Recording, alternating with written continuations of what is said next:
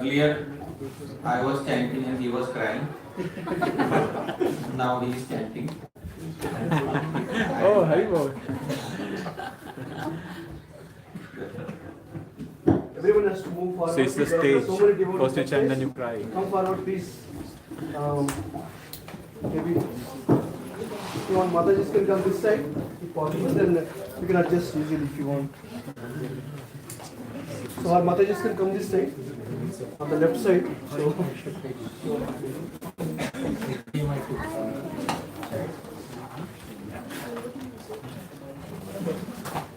Okay.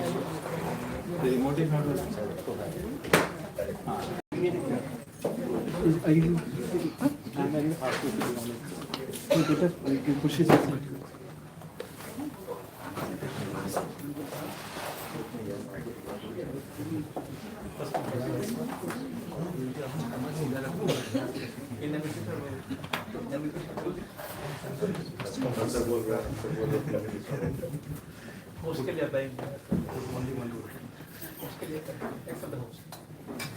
Those who want to sit in the chairs, there's some more chairs here now.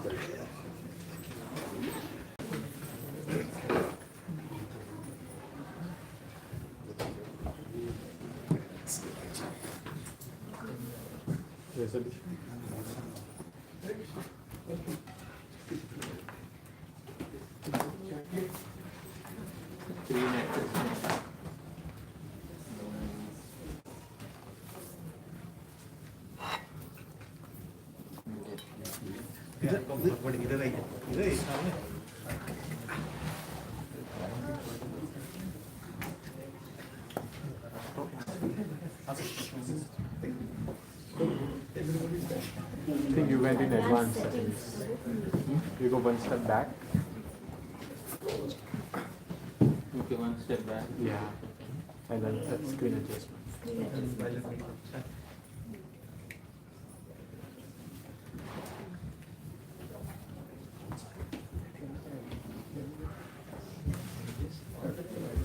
Yes, that's the best.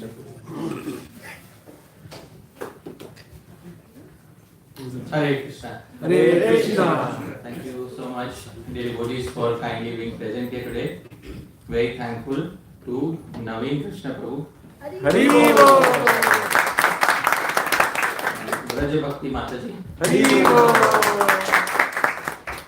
and they have two wonderful sons, Narahari and Parikshit, wonderful family. They have kindly invited us here today, opened the doors of their home, and they have also served prasad first. So, anybody who wants to take rest, you can, allow.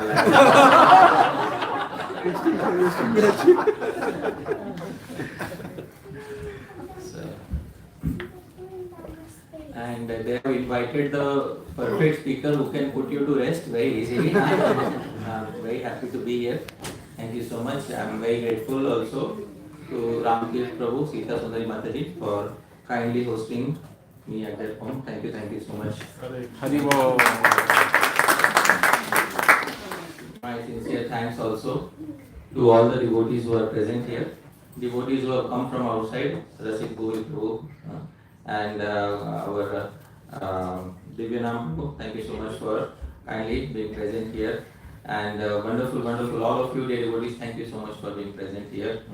And I am also traveling with my friend Sachidananda Prabhu. Thank you Prabhuji for kindly being here. Dear devotees, today's topic is very interesting and also very relevant for our spiritual life. It's a philosophical topic. It's called Bhakti and Vairagya. As we know, what is the meaning of Vairagya? Detachment or renunciation. So I'll speak something on Bhakti and Vairagya.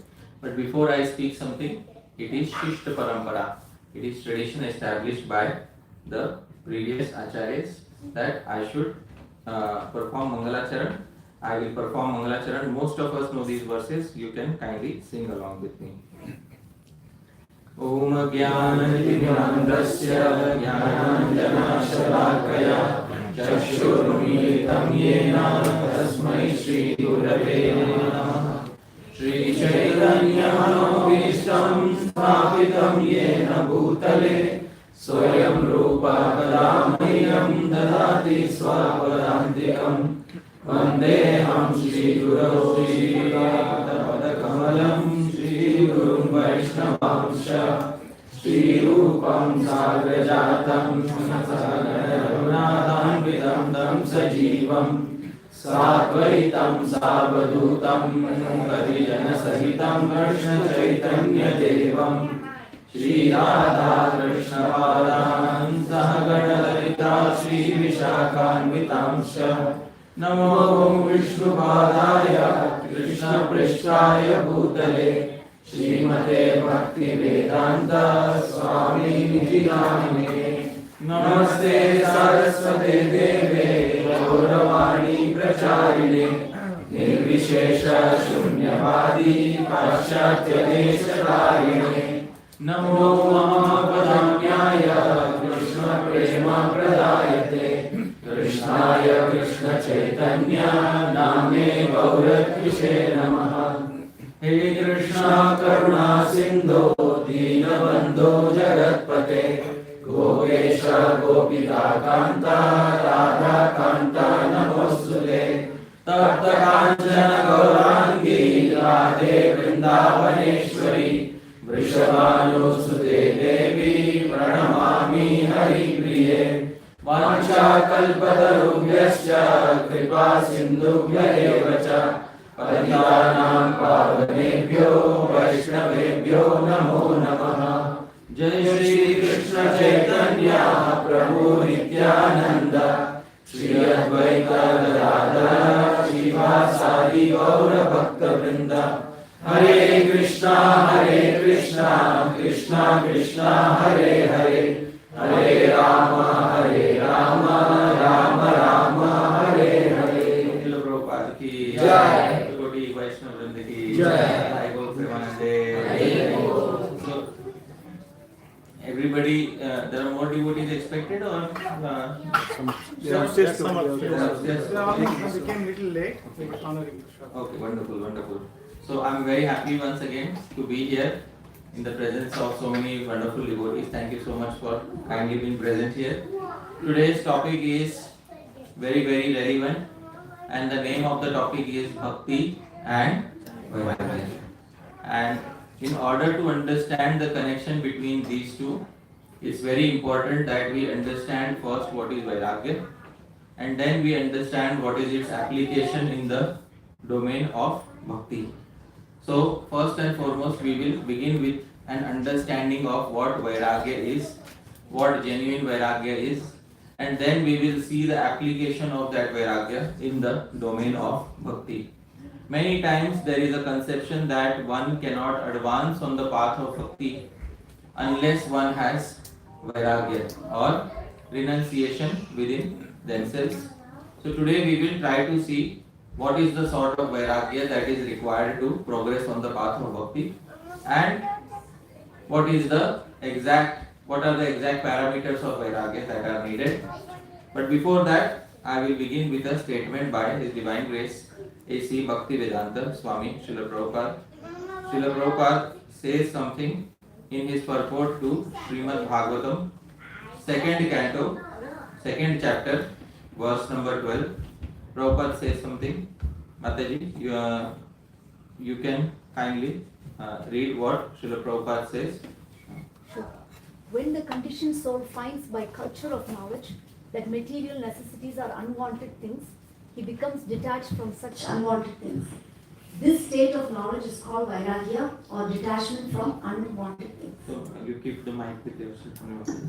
When the conditioned soul finds by culture of knowledge that material necessities are unwanted things, he becomes detached from such unwanted things. Now, it's a very important statement. I always say there are many things which we should understand behind the words of Srila Prabhupada. Here he is highlighting that first the culture of knowledge has to manifest, and as a result of the culture of knowledge, there is natural detachment from unwanted things. It's not that detachment comes first and then as a result knowledge develops. What develops first? Knowledge.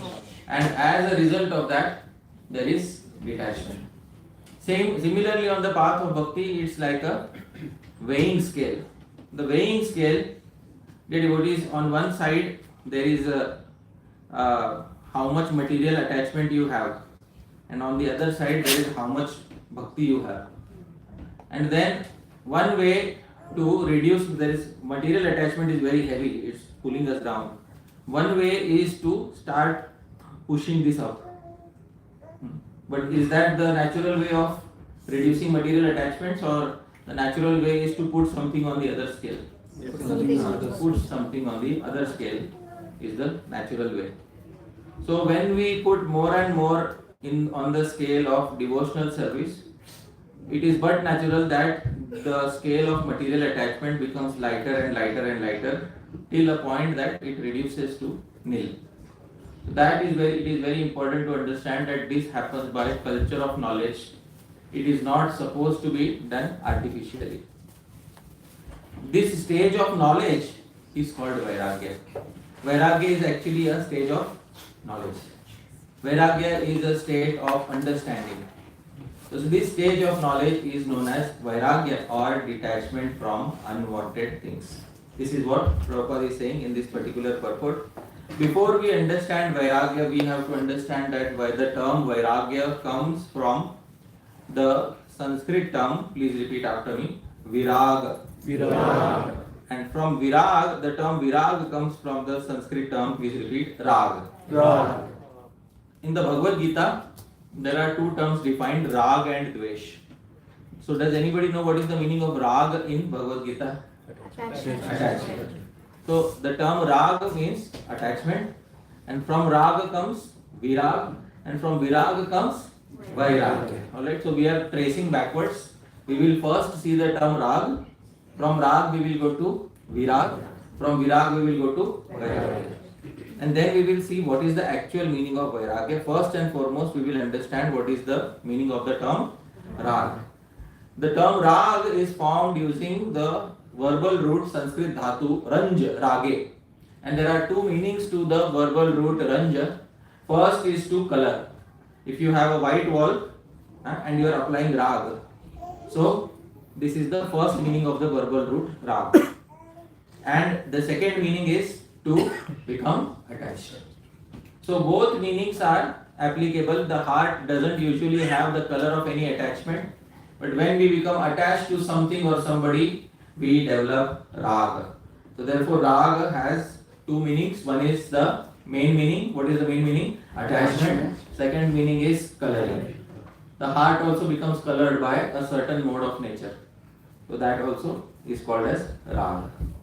Now, this is the etymological meaning of Rag. Etymological means from the grammar point of view. But we also need to see the conventional meaning, the popular meaning of Rag. And Sri Jiva Goswami defines what is Rag in the Bhakti Sandarbha. Kindly repeat after me. Vishayina Svabhaviko Vishaya Samsarga Ichhatishaya Maya Prema Raga Vishayina. Dear devotees, this is very, very easily observable in day-to-day life. What is Rag? He says Vishayina, those who are ordinary people in the material world. Those who have experience of sense enjoyment. How many of us have experience of sense enjoyment, dear devotees, in the material world? So wonderful. Huh? All are expert connoisseurs in this Vishayinaha. Swabhaviko. There is something which is naturally present within them. What is present within them? Vishaya Samsarga Ichha Atishayamaya. They have deep desire to attain the sense object that they want. This prema, this deep attachment has one name. What is the name of that? Raga. So Vishayana, for materialistic people, as soon as they become attracted to a particular sense object, at that point of time, immediately within their heart there is a wonderful feeling of attachment that develops. That feeling of attachment is called as Raga. And this does not happen with all the sense objects. For example, I am walking on the street and many cars may pass me by, and I don't care because usually I have no attachment to any of those cars. But then suddenly a very shiny new red colored Tesla car passes me by. So something is different about this car. What is different about this car? हाँ अच्छा your car के This is coincidence. I was not knowing you were having. We will change the color. Suppose a shiny blue colored Tesla car passes. Oh, अच्छा, okay. Okay, no problem. Green is safe. Green is safe. Wonderful. So, suppose a shiny green colored Tesla car passes by, and on seeing that, suddenly, Vishaya Samsarga Ichha, I want this. I wish I would have had this. Atishaya Maya Prema. Then that attachment develops. And as the car is going, my eyes are fixed on it like a radar. I am watching it, devotees. This fixation of the eyes towards the sense object denotes one thing. What does it denote, devotees? Rag. Denotes that attachment. So many cars may pass me by. Do I have rag for them? No. But one particular car passes me by. I have immense rag for it. So this is what is rag. And he gives example, Yatha Chakshuradinam Saundaryado. Just as eyes have attachment for Saundarya. What is Saundarya? Beauty. We are walking on the street, 100 people pass us by, we don't care so much. Suddenly a very good looking person passes us by. Helplessly our eyes become fixated like a radar, and we start looking. Again, it is from the corner of our eyes.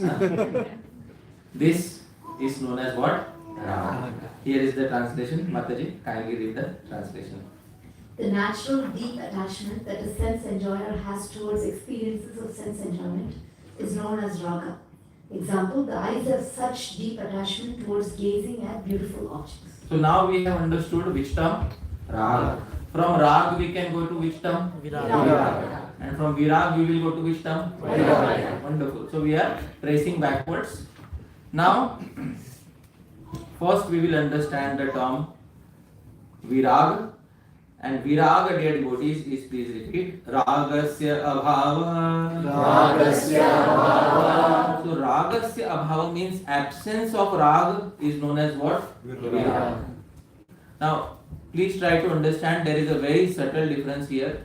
On one end there is rag. Rag means attachment.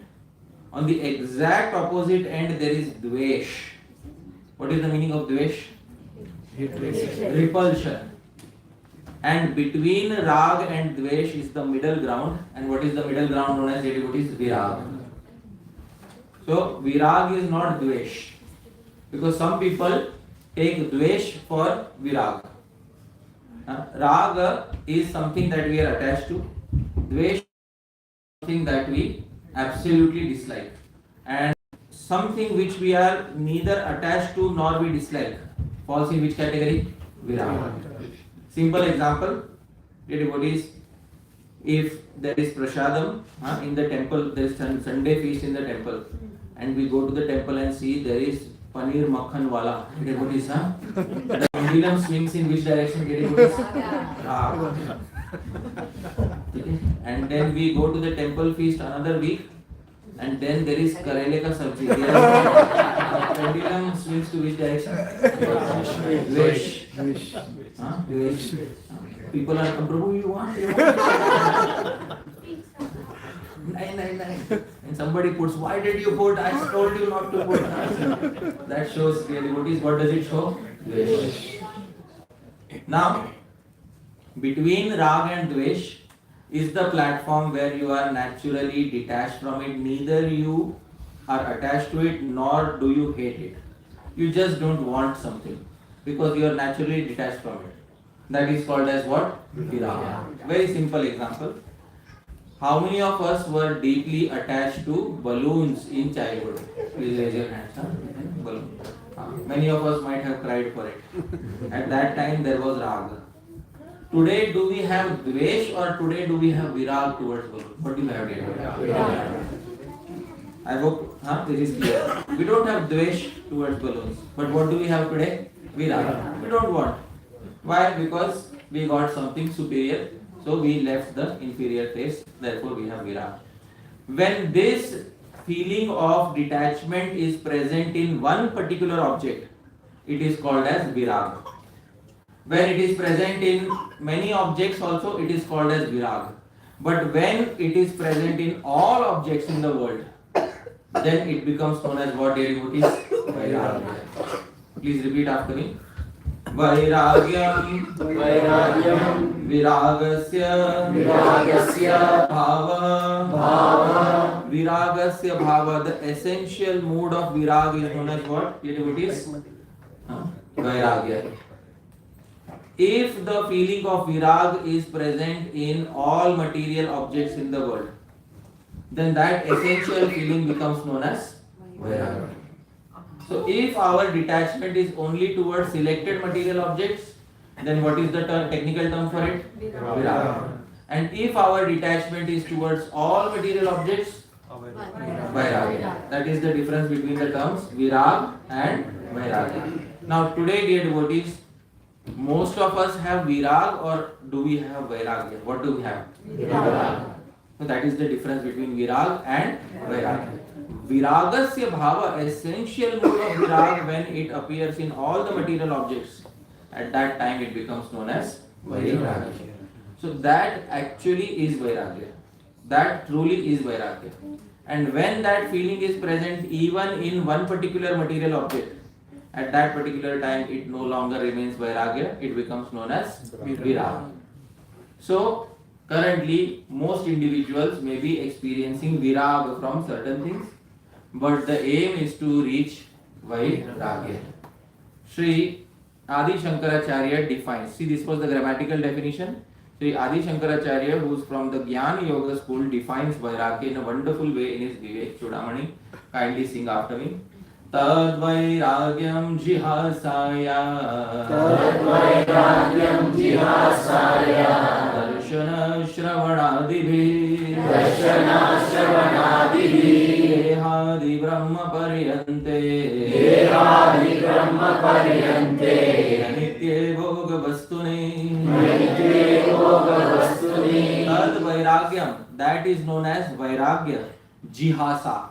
Jihasa in Sanskrit means hatum ichha, the desire to give up naturally.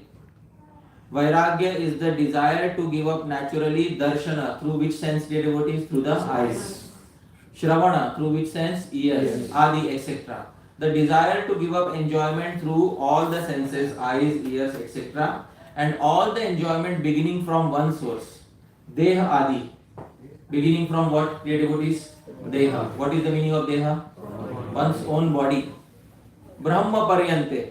All the way till the planet of Shri Brahma. All the enjoyments beginning from where? One's own body. All the way up to the planet of whom? Shri Brahma. Anitya Bhoga Vastunin. All the impermanent objects of enjoyment. The desire to give them up is called as what? Vairagya. Please understand, jihasa is desire to give up, not the activity of giving up. There is a difference. It is the desire to give up. Because actually speaking, vairagya is on which level? Is on the level of the mind or on the level of the external senses? Mind.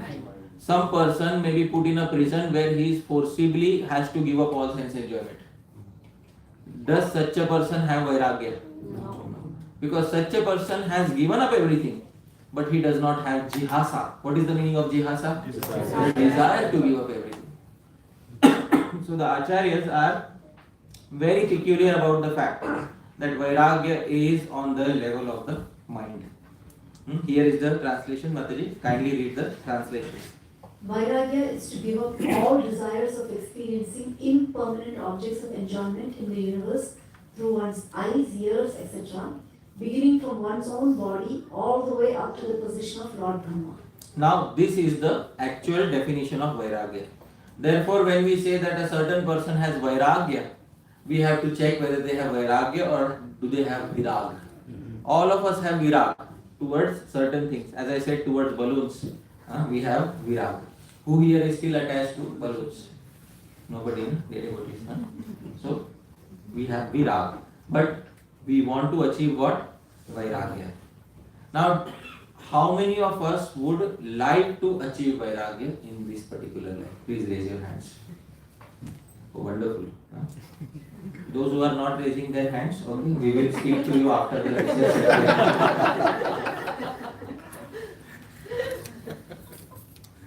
In order to understand what is the real actual meaning of Vairagya, because often Vairagya is a forced practice which is taken by people, but this forced practice is not actually known as Vairagya. What actually is Vairagya is defined by authorities in the Yoga Shastra, and it is a very wonderful definition of Vairagya given by none other than Muni Patanjali.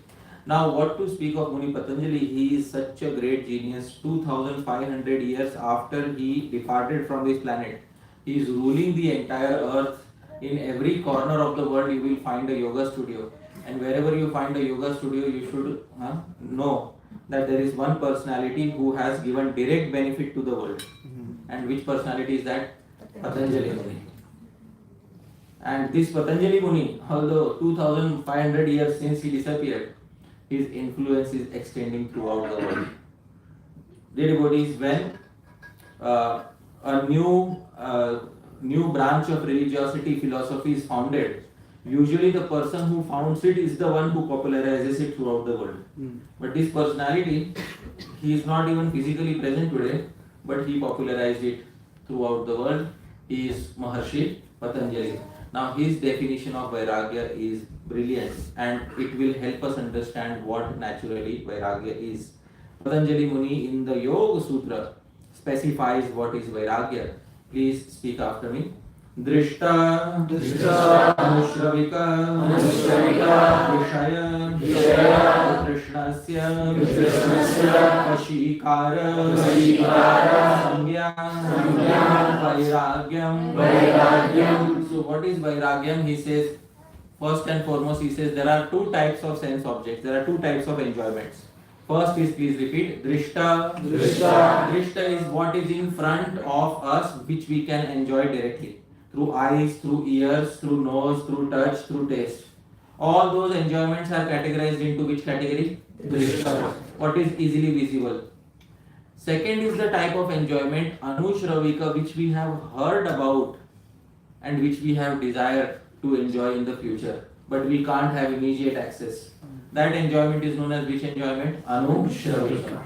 Now I will give one example. I will give few examples. You please identify if it is Drishta or Anushravika. For example, the desire to enjoy the fragrance of a good flower which is growing in your garden. It is Drishta or Anushravika? Drishta. Very simple. Now you go read Shastra. In Shastra it is said there is Svargaloka, and in Svargaloka you live for millions, hundreds and thousands of years. This enjoyment is what we are devotees. There are two types of enjoyment, Drishta and Anushravika. So he says Vishaya, both types of sense objects are there. Vitrishnasya, Trishna is thirst, in Hindi we say pyas. Vitrishna matlab pyas nikal jana, and the thirst has gone away. When thirst goes away for both types of enjoyment, which are the two types of enjoyment? Drishta, Anushravika. When thirst goes away for both types of enjoyment, and when it reaches the stage of Vashikar, which stage, dear devotees? Vashikar. Then it becomes known as Vairagya. Now he suddenly introduced another technical term. Which technical term did he throw in now? Vashikar, which we don't understand, but we will understand gradually. Please read the translation, Mataji. For a person who is devoid of desire for all sense objects that are drishta, seen, and anushravika, heard of, the stage of Vashikara is known as Vairagya. Dear devotees, very simple. What is Vairagya? Please repeat after me. Vairagya is Vashikar. Alright, what is Vairagya? Vashikar. Now question, what is the next question? What is Vashikar? That he did not define that. Fortunately, Sri Vyasadeva himself has written a commentary on Yoga Sutra of Maharshi Patanjali. So who is the commentator, dear devotees? Sri Vyasadeva. Sri Vyasadeva explains in his commentary what is Vashikar. Now, Sri Vyasadeva says there are 4 levels of Vairagya. Please repeat after me the levels one after another. First is Yatamana. Yatamana. The first Vairagya is known as which Vairagya? Yatamana. Yataman is a person who is enjoying in the material world, very happy in the material world, has absolutely nothing to do with the material, nothing to do with spirituality. Suddenly receives some dukkha. What is dukkha? Some distress in life.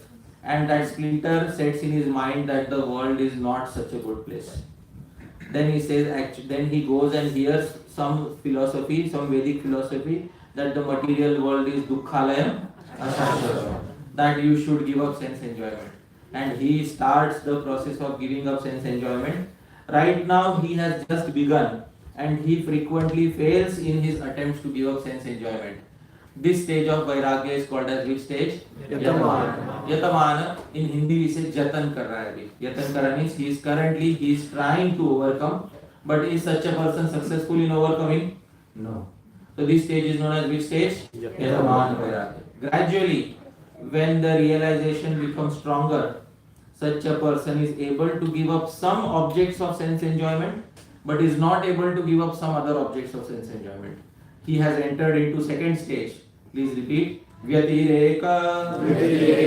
Vyatireka means some are remaining.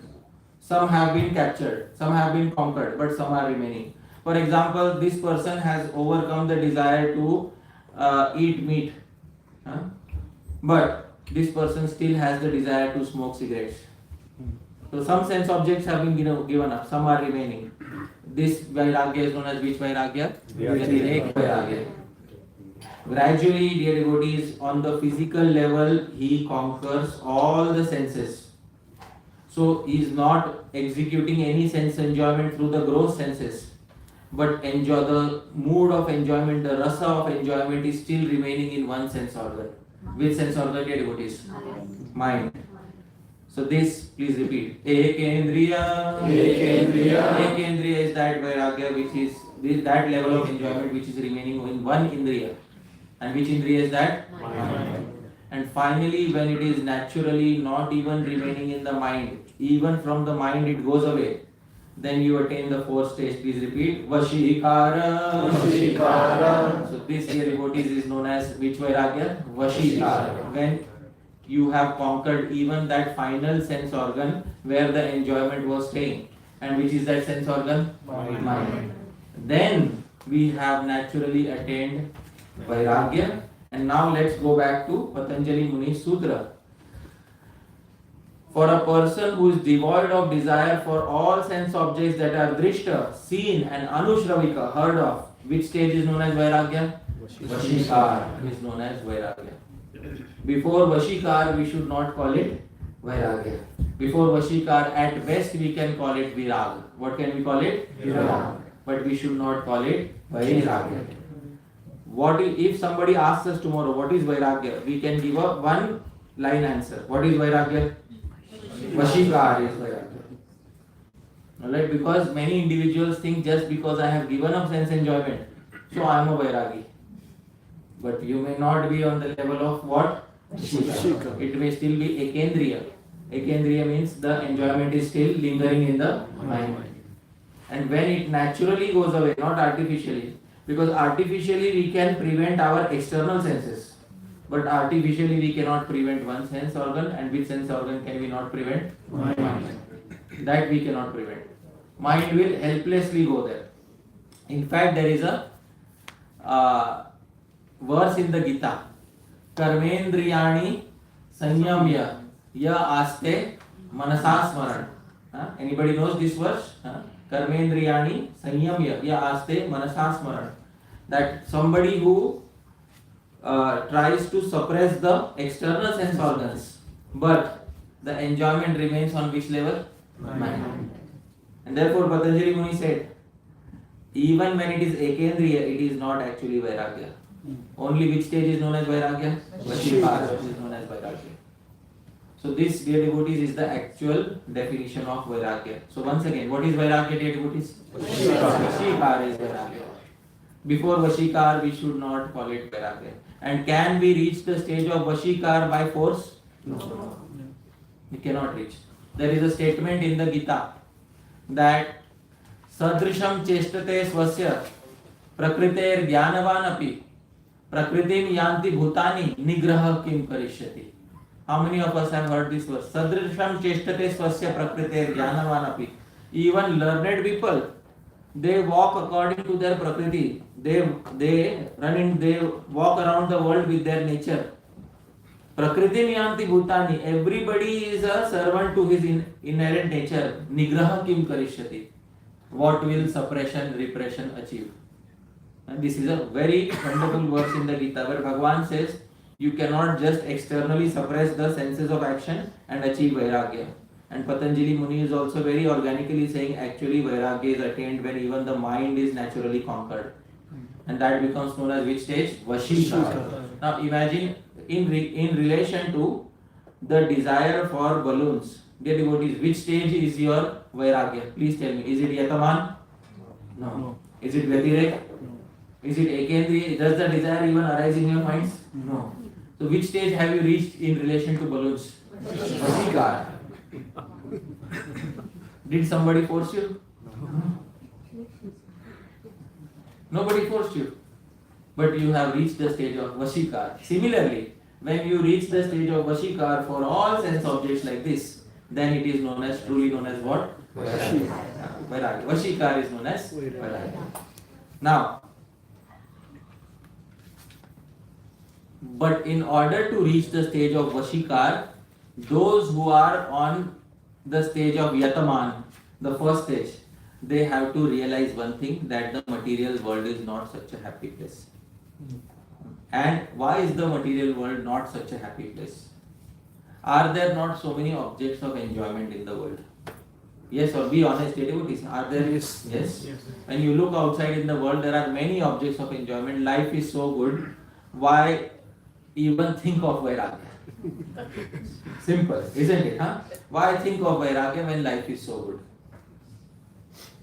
Life is good as long as a calamity doesn't strike us. But who knows whether calamity will strike us or not? Maybe it will strike my neighbor, not me. Maybe I will keep enjoying till the end of my life. Huh? Somebody may think, some young boy who is not married may think, I am beautiful, I will get a very beautiful wife, and then I will get married to her, we will stay happily ever after. Why are you people laughing? Huh?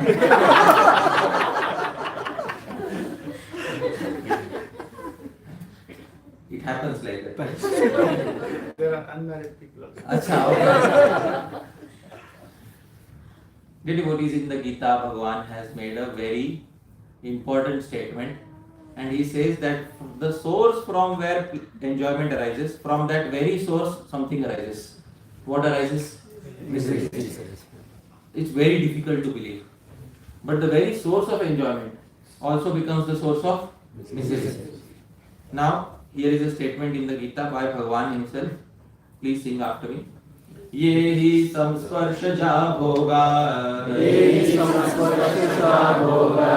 दुःखयोनय एव ते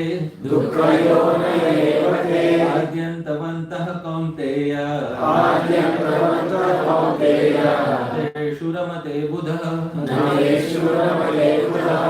ये ही संस्पर्शजा भोगा. What is the meaning of bhoga, dear devotees? Enjoyment. Now, Samsparshaja, very important. Sparsha. Sparsha means when our eyes come in contact with a sense object, it is called as what? Sparsha. Now, my eyes come in contact with many cars, it is called as sparsha. But when it came in contact with the green colored Tesla car, then it was no longer sparsha. It was what? Samsparsha. Samsparsha. Because sparsha will not cause enjoyment. What will cause enjoyment? Samsparsha will cause enjoyment. Ye hi samsparshaja bhoga. This bhoga is born from samsparsha. Because you cannot prevent sparsha. In this material world, what can you not prevent? Sparsha. You can't prevent looking at objects, you can't prevent hearing objects, you can't prevent experiencing the aroma of objects, you can't prevent taste. That is all sparsha. But when sparsha changes into samsparsha, that time bhoga, the feeling of enjoyment arises. And as soon as the feeling of enjoyment arises, believe it, you have signed a contract for dukkha. That moment you have signed a contract for what? Dukkha.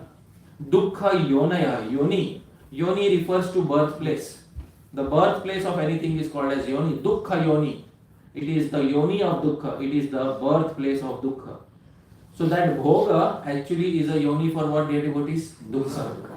Which means that misery will arise from the same source from where enjoyment is arising. Adi antavantah kaunteya, or and O son of Kunti, all enjoyments have a beginning and an end. In Hindi, there is a phrase I will say in Hindi, then I will speak in English. सुख भी दुख है जब वो जाता है. I hope you are able to understand. Happiness is also misery when happiness goes away, when happiness ends. और दुख भी सुख है जब वो जाता है. And misery is also happiness when misery ends. So is happiness misery? Yes. When happiness ends. Is misery happiness? Yes. When misery ends. So therefore, a person who is incarcerated in a prison, imagine what he feels on the last day. Misery or happiness? Happiness. Why? Misery is ending. I hope you are able to understand. So this. Na teshu ramate buddha. Buddha, intelligent person should not delight. The meaning of do not delight means do not let it go to the stage of samsparsha. Let all enjoyments remain on which stage, dear devotees? Sparsha. Let them not go to the stage of samsparsha. Here is the translation. Please read the translation, Mataji. An intelligent person does not take part in the sources of misery which are due to contact with the material senses. O son of Kunti, such pleasures have a beginning and an end, and so the wise man does not delight in them. Wonderful verse. How many of us are convinced after reading the verse? Okay, one person is. How many want to become convinced about the verse?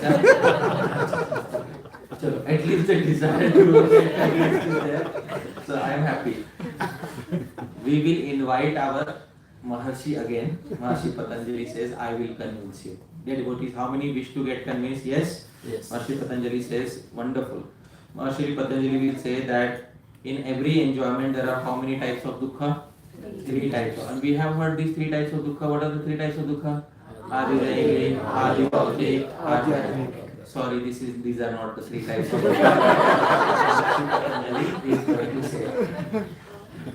Maharshi Patanjali said, I will give a brand new categorization. And this categorization is so genius, dear devotees, it will convince you that all enjoyments are actually what? Suffering. And these 3 are based on the object of enjoyment. These 3 are directly related to what? The object of enjoyment. Maharshi Patanjali says, please repeat, the first dukkha which arises in any enjoyment. Please repeat. Parinama dukkha. Parinama dukkha, dear devotees, is called as the misery of transformation. What is the misery of transformation? Parinama means transformation. What the meaning is, initially something started as enjoyment, later is transformed into what? Misery. This is known as which dukkha? Parinama dukkha. Very classic example I will give. There is a boy and a girl. Boy is also very good looking, girl is immensely good looking. Both are very fit for each other. They get married to each other and their devotees, everything is going very good. 2 years later, the boy loses all his hair and the girl gives birth to a child and she loses half her beauty. Dear devotees. Which misery? Parinam dukkha. Parinam dukkha. So this dukkha is called as parinam dukkha. Something starts as happiness, gradually transforms into what? Misery.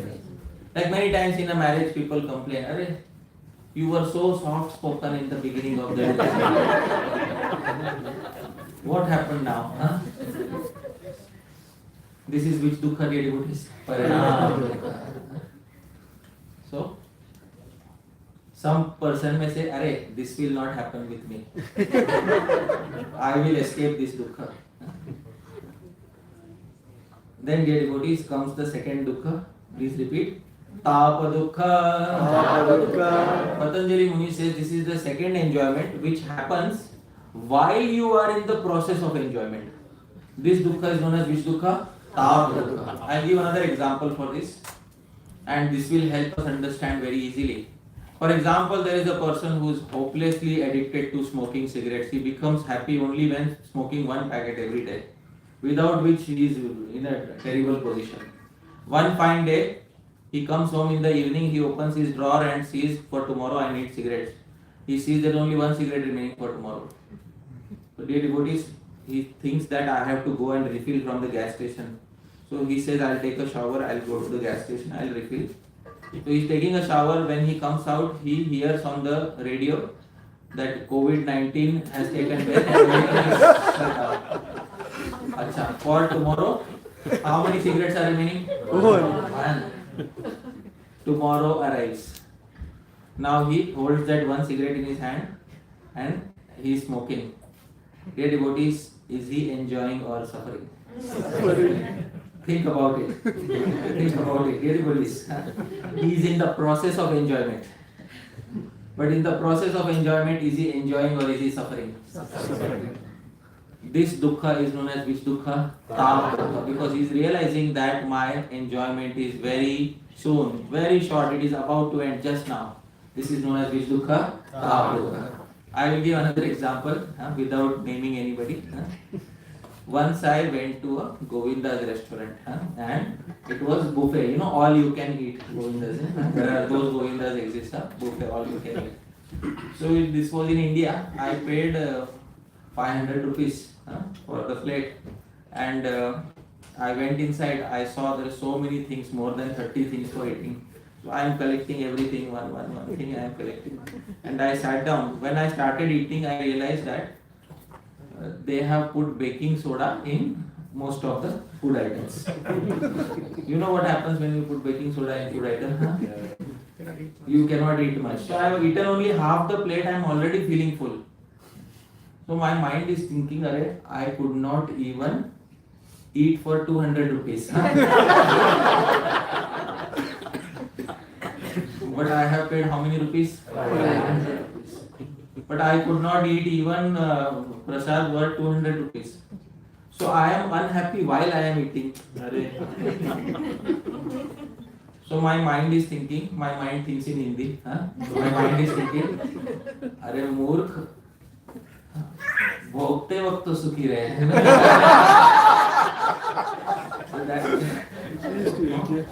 Foolish person, at least while enjoying you be happy.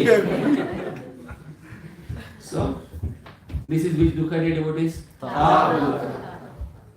It arose from the very source of enjoyment. Now somebody may say, I will not be affected even by tap dukkha.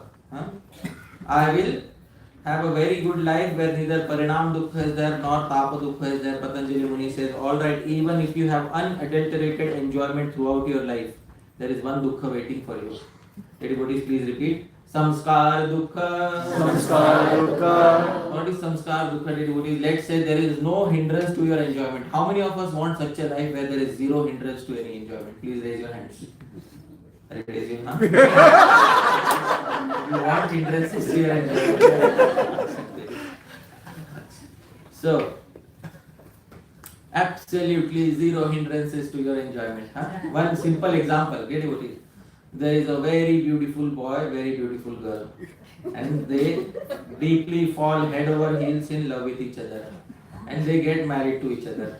And neither the boy got bald nor the woman lost her beauty. They lived for a complete 100 years and never had a single fight. Wow! How many of us would like to have such a marriage? Please raise your hands. How many want to have such a marriage? Which means you don't have right now.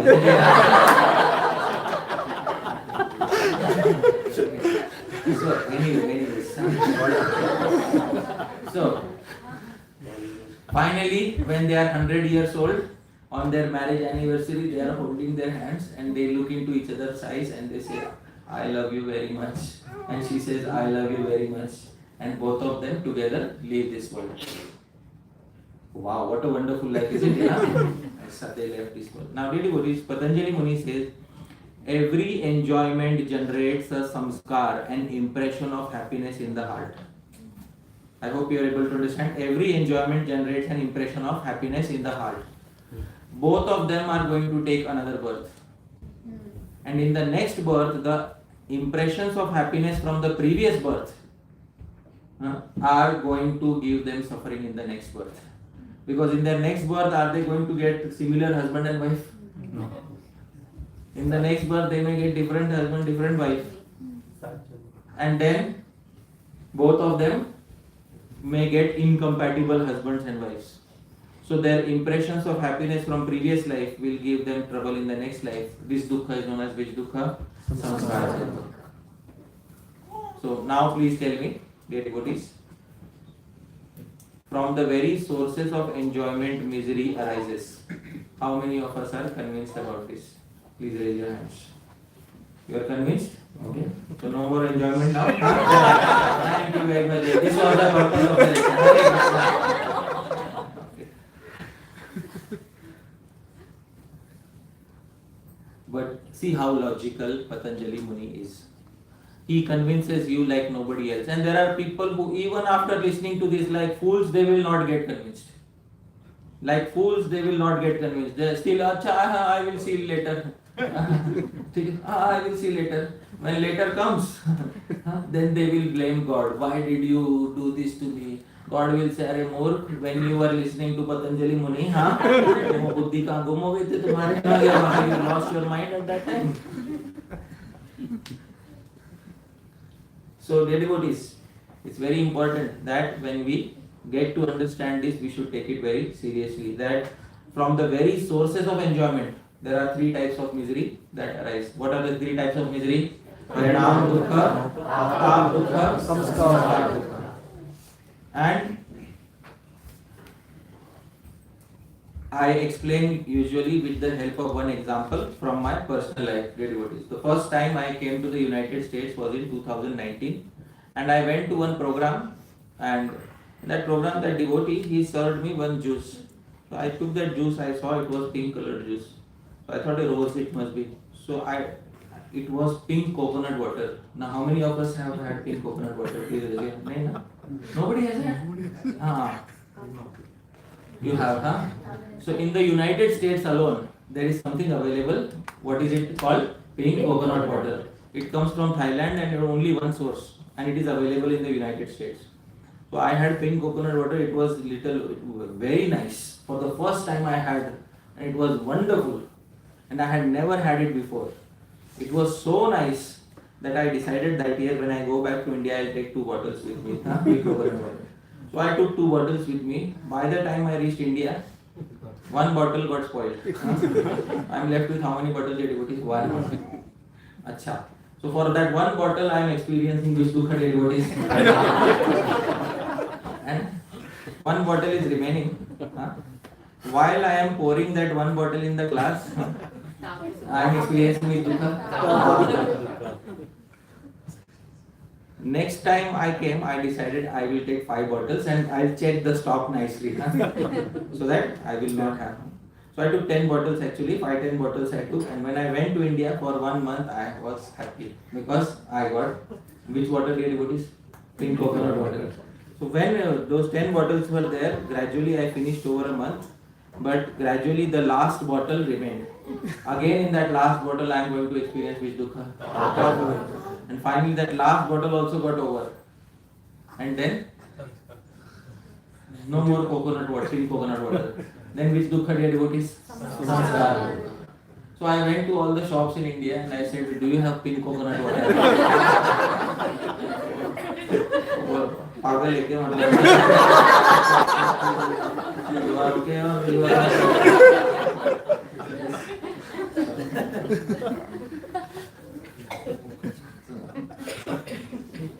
So this is the coconut water is water color. It is not pink color. So I said, no, there is a pink colored coconut water. I have seen. So that's after 2-3 times the shopkeeper told me, ज़्यादा पूछो मत, हाँ? Somebody will sell you coconut water with holy color.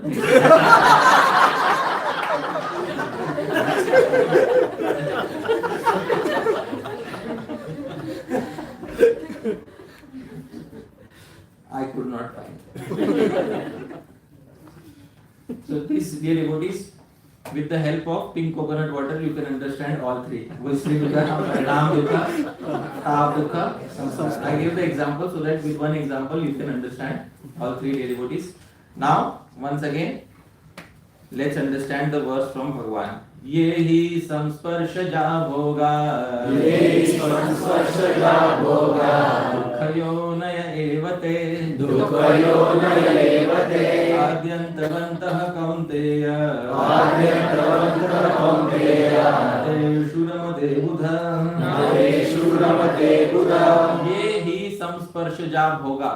Whatever enjoyment that arises from sense contact, dukkha yoni, it is actually a birthplace of what? Misery. And because of three reasons. What are the three reasons, dear devotees? Parinam dukkha, tav dukkha, samskara dukkha. Adi antavantah, they have a beginning, they have an end. Na te shuramate buddha. The intelligent person does not take pleasure in such enjoyments. Dear devotees, having known all this, all of us should aim for Vairagya as soon as possible. Yes or no? Yes. How many of us would like to go straight for Vairagya and get out of the material as possible? Raise your hands. Okay. Wonderful. But dear devotees, Bhagavan says in the Srimad Bhagavatam to Uddhav, for the Bhakti yogi does not need to separately do Vairagya. Right? Here is what Bhagavan says to Uddhav in the Srimad Bhagavatam in the 11th canto. Tasman mad bhakti yuktasya yogino vai madatmanah ajnanam nacha vairagyam prayah shreyo bhavediha tasman mad bhakti yuktasya. Therefore, one who is equipped with which yoga, dear devotees? Bhakti yoga. Please pay attention. Therefore, an individual who is equipped with bhakti yoga, yogi no vai mad atmanah, one who considers me as his life and soul. For such a devotee, I am recommending that they should not cultivate two things.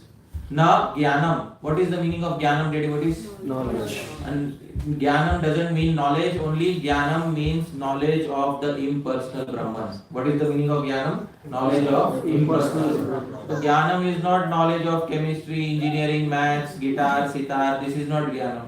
Jnanam is actually knowledge of what? Impersonal Brahman. Please remember this in Shastra. Whenever the term jnanam is used, in most cases it refers to which knowledge? Impersonal Brahman. Na jnanam. Such a devotee does not need jnanam. He does not need impersonal knowledge. Na cha. And second thing he does not need. What does he not need? Vairagya. Prayah shreyo. These two don't lead to the highest benefit for the devotee. Did Bhagavan say yes for Vairagya or no for Vairagya? No for Vairagya. We will see why Bhagavan said no for Vairagya. Please read the translation, Mataji. Therefore, for a devotee engaged in my loving service, with mind fixed on me, the cultivation of jnana, knowledge, and vairagya, renunciation, is generally not the means of achieving the highest perfection within this world. Everybody else takes to Vairagya because the material world is a painful place and because they want to escape the material world. The devotee is not bothered about escaping the material world. There is a big difference. The devotee is not bothered about escaping the material world. The devotee knows that Vairagya will be produced automatically when Bhakti arises.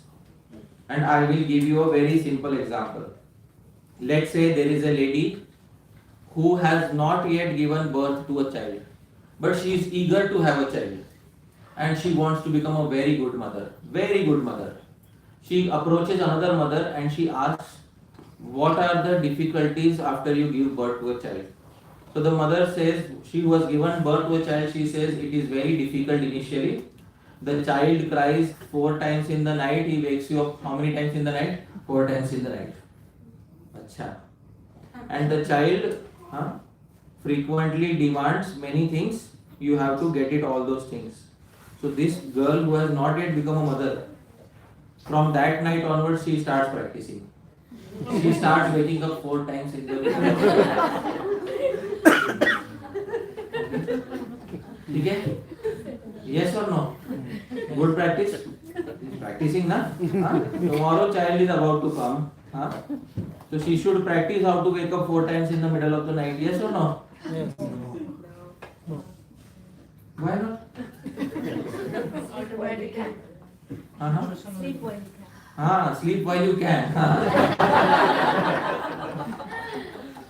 Sleep while you can. Good strategy. Make the maximum use of your time. Sleep as much as possible. Now, suddenly she has a child, she conceives a child, the child is in her womb. She is waking up in the middle of the night 4 times artificially by putting an alarm clock. Good practice or bad practice? Bad practice. Why? Because she needs rest. She needs rest. No, and she will eventually, when the baby comes, naturally. She will wake up. I hope you are able to understand. So what happens first? Coming of the baby happens first or waking up in the night happens first? And then automatically out of affection for the child, the mother is willing to wake up any number of times in the night. Similarly, when there is genuine attachment towards Bhagwan, there is natural Vairagya. Natural Vairagya means I am not interested in the world. That is Vairagya. Devotees, I am not interested in the world. Often what devotees may be doing is, they first want to detach themselves and later they want to find some attachment in Bhagwan. So this is like putting the cart before the horse. First comes the horse, then comes the cart. Therefore, it is very important that devotees should separately not cultivate Vairagya independent of Bhakti. There are many limbs of Bhakti which have Vairagya included within them. They are sufficient. For example, Ekadashi. Does Ekadashi have some giving up detachment included in it? Yes or no? Yes. And what do we give up on Ekadashi? Grains. So when we give up grains on Ekadashi, it is a part of the limb of Bhakti Yoga. And it is that Vairagya which is prescribed for us. And that we should do nicely. Often devotees take a feast on Ekadashi. You are hurting your cause. I hope you are able to understand. You are hurting your cause. Because this was one day out of the entire fortnight. This was one day when you were meant to have a little natural organic Vairagya. And it was not enforced upon us. This was not the Vairagya of Ashtanga Yoga. This is the Vairagya of which yoga? Bhakti Yoga. At least this Vairagya we should practice nicely. So, when Vairagya develops as a side effect of Bhakti Yoga, it is very nice. It develops without scraping your heart. But when we artificially try to develop Vairagya, that Vairagya ends up scraping your heart. And then the personality becomes dry and rough personality, and that personality who is not interested in the material world wants to quickly escape the material world, spits on the material world. The material world is a terrible place. I don't like anything in the world. Externally, this person has cultivated what? Vairagya. Internally, this person has lost complete taste in his heart. And Sri Rupa Goswami therefore says in Bhakti Rasamrita Sindhu, please do not over cultivate Vairagya. Jnana Vairagyayor Bhakti Praveshayopayogita Ishat Prathamameveti Nagatvam Uchitam Tayo. Sri Rupa Goswami could have made Vairagya as one of the 64 limbs of Bhakti. Imagine he had 64 limbs, he could have made Vairagya as one of the 64 limbs. Did Sri Rupa Goswami make Vairagya as one of the 64 limbs of Bhakti? No. Why? He says Jnana Vairagya, or these two things. Jnana is what devotees? Knowledge of what? Impersonal. And Vairagya, material detachment. Bhakti Praveshaya Upayogita. Little bit are needed for entering on the path of Bhakti. You need to know that the material world is a painful place so that you can enter on which path? Ishat, little bit you need. Prathamam eveti, that too in the beginning. Na angatvam uchitam. It is not appropriate to make these two as limbs of bhakti. Here is the translation. Please read. A tiny bit of knowledge and renunciation are useful for entering into bhakti, that too in the very beginning. Therefore, it is not suitable to consider these as limbs of bhakti. Yeah, therefore it is not suitable to consider these as limbs of bhakti. What two are not limbs of bhakti, dear devotees? Jnana and Vairagya. Which means that by cultivating Vairagya, you will not become a better devotee automatically. But by cultivating Bhakti, you will become a better Vairagya automatically. I hope you are able to understand. By cultivating Vairagya, one does not become a better devotee. By cultivating Bhakti, one becomes a better Vairagya. More naturally detached Vairagya. That is the difference between these two. And why should one not cultivate? Sri Jiva Goswami, when Sri Rupa Goswami was writing this verse, entire Bhakti Rasamrita Sindhu, Sri Jiva Goswami is sitting right next to him, fanning him. Sri Jiva Goswami asked him, why are you writing this verse? What is the harm if somebody cultivates Vairagya? Now Sri Jiva Goswami is himself, as a Vairagi he is staying in Vrindavan, but his Vairagya is derived out of Bhakti. Sri Rupa Goswami is staying as a Vairagi in Vrindavan, his Vairagya is derived out of Bhakti. Sri Jiva Goswami asked him, why not cultivate Vairagya separately? Sri Rupa Goswami told him the answer, and what answer he told him, Sri Jiva Goswami noted it down immediately. Today we have the notes of Sri Jiva Goswami available with us. So how many of us would like to see the notes of Sri Jiva Goswami that he wrote down? And Sri Rupa Goswami answered his question for him. It is wonderful. So we are hearing directly, getting our doubts resolved from the author himself. And these notes later became the commentary of Sri Jiva Goswami. Sri Jiva Goswami says, Bhakti pravishtasya. For one who has entered into the path of Bhakti. How many have entered into the path? Please raise your hands, devotees. Entered the path, wonderful. Vairagyam, for them, Vairagya, chitta kathinya. Their heart, it will make kathin. What is the meaning of kathin, devotees? Hard. Chitta kathinya hetutaya, because of that reason, heyatva, therefore it is rejected. This Vairagya is rejected because it has the tendency of making chitta kathin. Chitta kathin means it hardens the heart. Once the heart is hardened, there is no way of softening it easily. Alright, so please read the translation, Mataji. For a person who has entered into bhakti, the over cultivation of renunciation is to be rejected because it hardens the heart. Now, Vairagya is, I often give this example, Vairagya is like a sandpaper. All of you have seen sandpaper. What is sandpaper used for? Scraping the walls, scraping the wall of color, etc. When you scrape something with the sandpaper, the volume of that object reduces. You might have seen that. So you are scraping your heart with the sandpaper of Vairagya. One fine day, scraping, you will realize you have no heart remaining. Okay? This heart was supposed to be the vessel for experiencing Bhakti Ras. You scraped your heart away. Abhi there is no chance of experiencing what, devotees? Bhakti Ras. Because there is no heart remaining. Why? It was all scraped away by practice of what? Vairagya. Independent of Bhakti. Isn't it? So, this is very important to understand. That this same heart which is the container of Kama, Krodha, Lobha, Moha, Mada, Matsarya, this same heart is also later going to become the container of what? Bhakti Ras. Without damaging the container, you have to remove the negativities. It's a very delicate task. Without damaging the container, you have to remove the negativities. But that will only happen through one process. Which yoga will? Bhakti yoga. It cannot happen through which yoga? Ashtanga yoga, Jnana yoga. Ashtanga yoga, Jnana yoga will tell you scrape your heart. No heart, no Kam, Krodh, Lobh, Moha. Free from everything. Bhakti yoga will say preserve the container. That container is very important. That container tomorrow is going to become the seating place of Bhagavan Sri Krishna.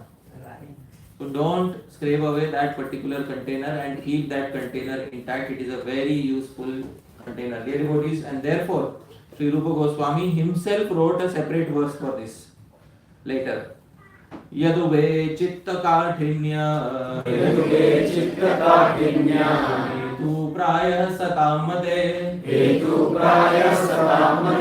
sukumara swabhaveyam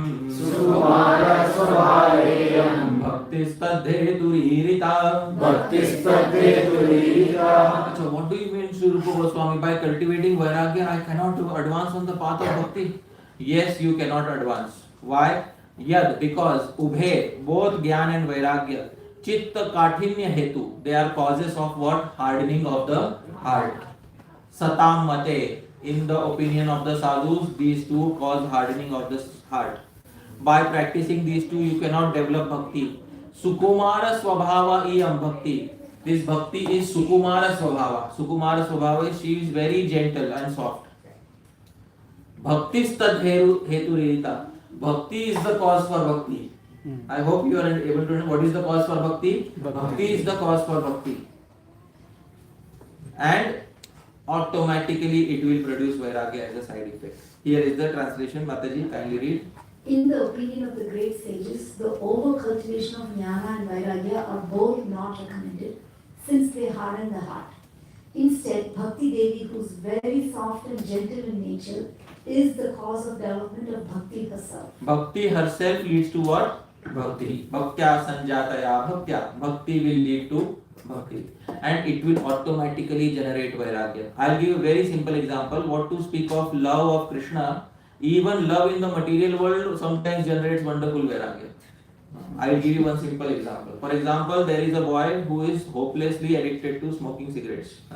And he smokes a packet of cigarettes every day, and you go and tell him, "Arey, why are you smoking so much? You will die soon." So he will say, "वैसे भी जी के क्या करना है? You know, what is there in life? Anyways, smoke your life away." So,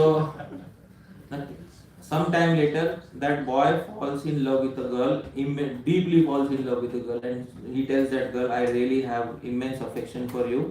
Will you please accept my proposal?" The girl says, "You are a smoker. Everything else is nice, but you are a smoker. Sorry. Unless you change yourself, I will not accept." Immediately next day. Immediately next day. He starts taking anti-tobacco. You know what? Arey, wow, wonderful Vairagya. How did this Vairagya take place? Because there was the natural reason for giving that up. And that natural reason was love in the material world. And you see some ऐसे होते हैं ना in Hindi तो पागल प्रेमी रहते हैं ना somehow they stop eating food and drinking water. They exhibit natural Vairagya. Hindi में we call पागल प्रेमी. They stop eating. अरे she did not call me today. Today I will fast.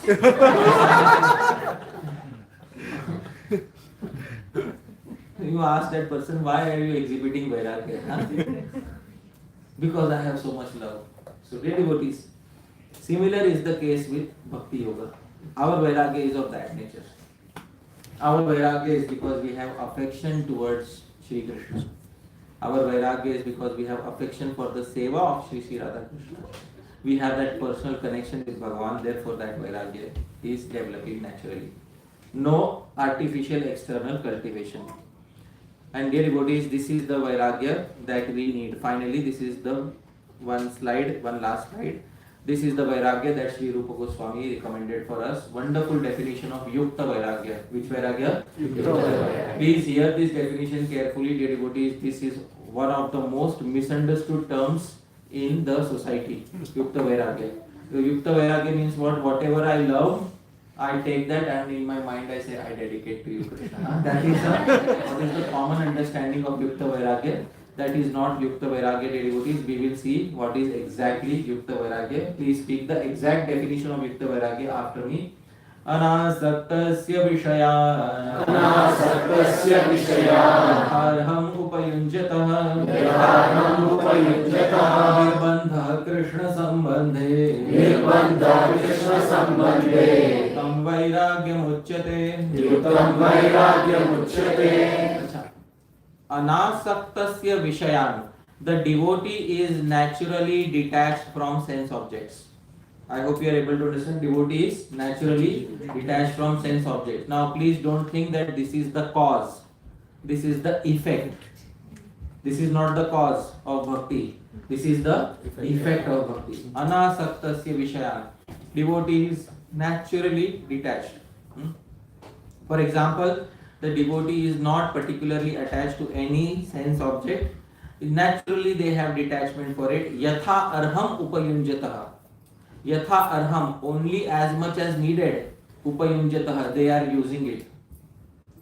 For example, if a particular task can be solved by, let's say I wish to take a new mobile phone, and if my task can be solved by taking a mobile phone which will take care of all my needs, and it is a mid-ranged mobile phone. I hope you are able to understand. Which will take care of all my seva. But instead I know I have some specific attachment to the latest and greatest devotees. And then I take the latest and greatest one, which is much higher than what I actually need. Does it fit in the definition of Yukta Vairagya devotees? No. It doesn't fit in the definition of Yukta Vairagya. Yatha arham, as much as needed, upayunjatah, the devotee is utilizing. This also is not the cause. This also is the effect. First two are the effects. Anasaktasya vishayan is naturally detached from sense enjoyment. Yatha arham upayunjata, even when engaging with the senses, he takes only as much as needed for his seva of Bhagavan. Then what is Yukta Vairagya? These are the effects. What is the cause of Yukta Vairagya? The third line says, please repeat. Nirbandha Krishna Sambandhe. Nirbandha Krishna Sambandhe. Yuktam Vairagyam Uchyate. Yuktam Vairagyam Uchyate. Nirbandha Krishna Sambandhe. This Nirbandha in relation to Krishna is known as Yukta Vairagya. What is known as Yukta Vairagya? Nirbandha. Please repeat. Nirbandha. Nirbandha. In relation to Krishna. In relation to Krishna. Is Yukta Vairagya. Yes, Yukta Vairagya. One second. Somebody asks us from henceforth. Anybody asks us what is Yukta Vairagya? We will give one line and one word answer. What is Yukta Vairagya? What is Nirbandha? Nirbandha in relation to whom? Krishna is known as which Vairagya? Yukta Vairagya. Now, what is Yukta Vairagya? I will explain, but let's read the translation. Mataji, please read the translation. For a devotee who is completely unattached to sense objects and who accepts only as much as needed, their one-point dedication related to Krishna is known as Yukta Vairagya. What is known as Yukta Vairagya? Their one-pointed dedication to Krishna is known as which Vairagya? Yukta Vairagya. Their detachment from sense objects is not known as Yukta Vairagya. Their using as much as needed is not known as Yukta Vairagya. What is known as Yukta Vairagya? One-point dedication. What is the Sanskrit term? Nirbandha. Please repeat after me. Nirbandha. Nirbandha. Is Yukta Vairagya. Is Yukta Vairagya. Acha. What is Yukta Vairagya, devotees? Nirbandha. Nirbandha is known as Yukta Vairagya. Now what is Nirbandha? Please hear very carefully. Nirbandha is that burning feeling that either I will do this or nothing else. That burning feeling is known as what? Nirbandha. If those of you who could not understand, I will give you another example to help you understand even better. Suppose there is a person who is very stout, very fat person, and everybody makes fun of that person every single day. Now this person is unhappy because people make fun of him. One fine day, it is his birthday. On his birthday, people bring his friends bring a cake. He is cutting the cake. While cutting the cake, his friends start making fun of him. They saying happy birthday to you, and here is 200 calories more. Enjoy on your birthday. So he becomes deeply offended on that day. That on my birthday they are teasing me. He cries on that night, and then next morning when he wakes up, he says either I will become slim or I'll die. That day he decides either I will become slim or I'll die. Nothing else. This person now has nirbandha, devotees. What does he have? Nirbandha.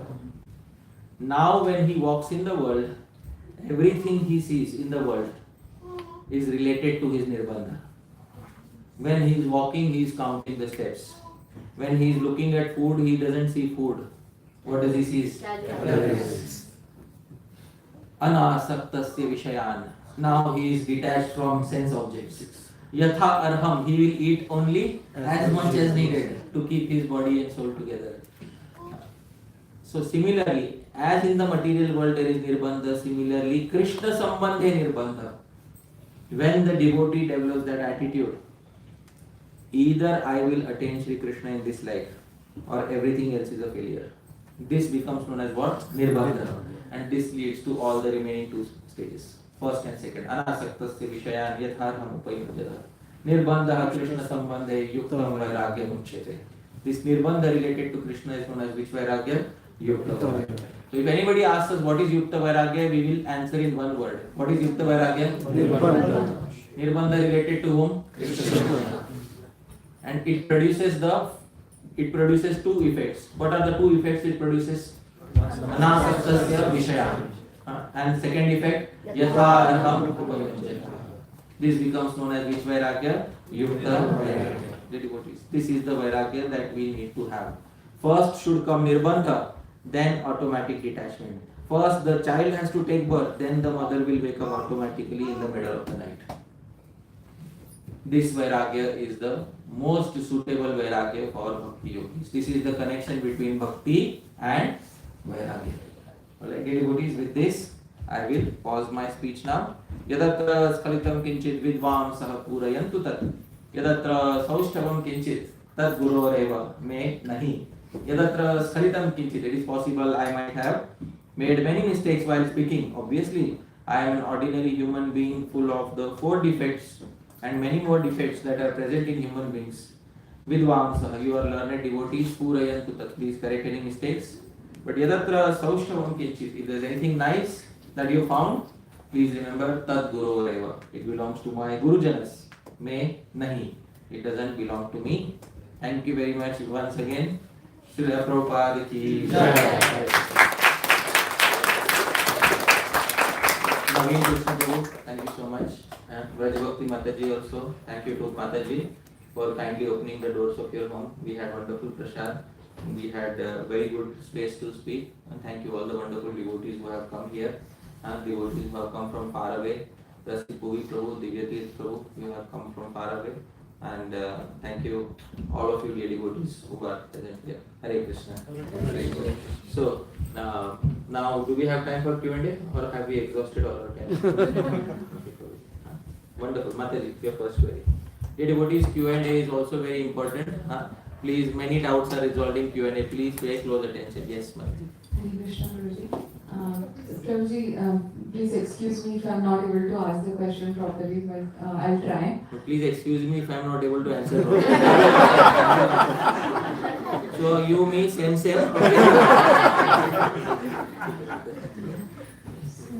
Prabhuji, I face one about Vairagya. One question is that Prabhuji, when we are sitting with devotees, we are all following 4 regulator principles. It comes very naturally to us. If I'm in office, my office and many white Americans or even Indians who are non-devotees, to explain to them 4 regulative principles, for them that is super high amount of Vairagya, where they need to start. They don't even know about Krishna. That love, as you said, the mother is has a child, then she does naturally. How do we really, in the preaching movement like ours, how can we bring, when they don't even know about Krishna and they think leaving meat is highest amount of Vairagya in this life. So how do we really... How do we approach them? Yeah. Oh, wonderful. So, different individuals have different swabhava and samskars according to their prarabdha karma, previous karma which has come today as prarabdha karma. And therefore, not everybody becomes interested in bhakti. Actually, one of the 6 qualities of bhakti is sudurlabha. Sudurlabha means very rarely it appeals to somebody. And even when she appeals to somebody, very rarely is somebody able to perfect bhakti. So, The best way to introduce people to bhakti is through Badish Amish Arpan Nyay. What is Badish Amish Arpan Nyay? Is when you catch a fish, on the hook you put something impure. You can't put halwa on the hook. Fish are not attracted. So Amish means something impure is put on the hook. So when you talk to people about Krishna, you have to put something impure on the hook. That people tell, oh, this world is all right, but it is a place of misery. There is much higher pleasure in the spiritual world. I hope you are able to understand, huh? You get free from the material world and much higher standard of enjoyment, no birth, no death, no disease, no old age. This is how devotees preach to newcomers. When they are preaching to newcomers, they are not easily giving the highest motivation to them. Because the highest motivation is not no birth, no death, no disease, no old age. The highest motivation is that there is prema of Bhagavan, and that is the reason for performing Krishna Bhakti. But initially we are offering them something impure on the hook, hoping that they will catch on the hook and they will be attracted to the process. This is called as Badish Amish Arpan Nyay, offering an impure fish some impure worm on the hook. Because the fish is impure, the worm is impure, the impure is attracted by the impure, therefore you offer that to them. This is what it is. When Srila Prabhupada first came to the United States, there is a recorded statement of Srila Prabhupada where he said, I am willing to give them wine and meat if they will take to Krishna consciousness. I am willing to give them wine and meat if they are willing to take to Krishna consciousness. So, this was Srila Prabhupada's mood when Prabhupada first entered into the United States. Of course, he found that the hippie movement was already getting detached from everything. So he thought, wonderful, so I can bring them directly to a higher level. So when the hippies came and he said 4 regulative principles, no meat eating, no intoxication, no gambling, no illicit relationships. So then he told them like that, they were all ready to follow. So they immediately came in. Now, today we will have to find novel ways to attract people from all the backgrounds. Because today it may not be the hippie movement, may not be going on. If today the hippie movement would be going on, devotees would have a blast. I tell you one thing, it will be once again 1970s all over once again. We would attract millions and millions of hippies, and we would again we would be able to have so many.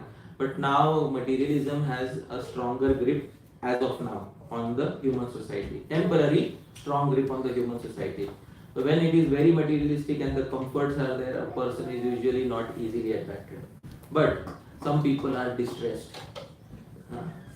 Those are ways to catch those people. Some people are distressed. So catching those people becomes easy when you can offer them something on the hook which they want.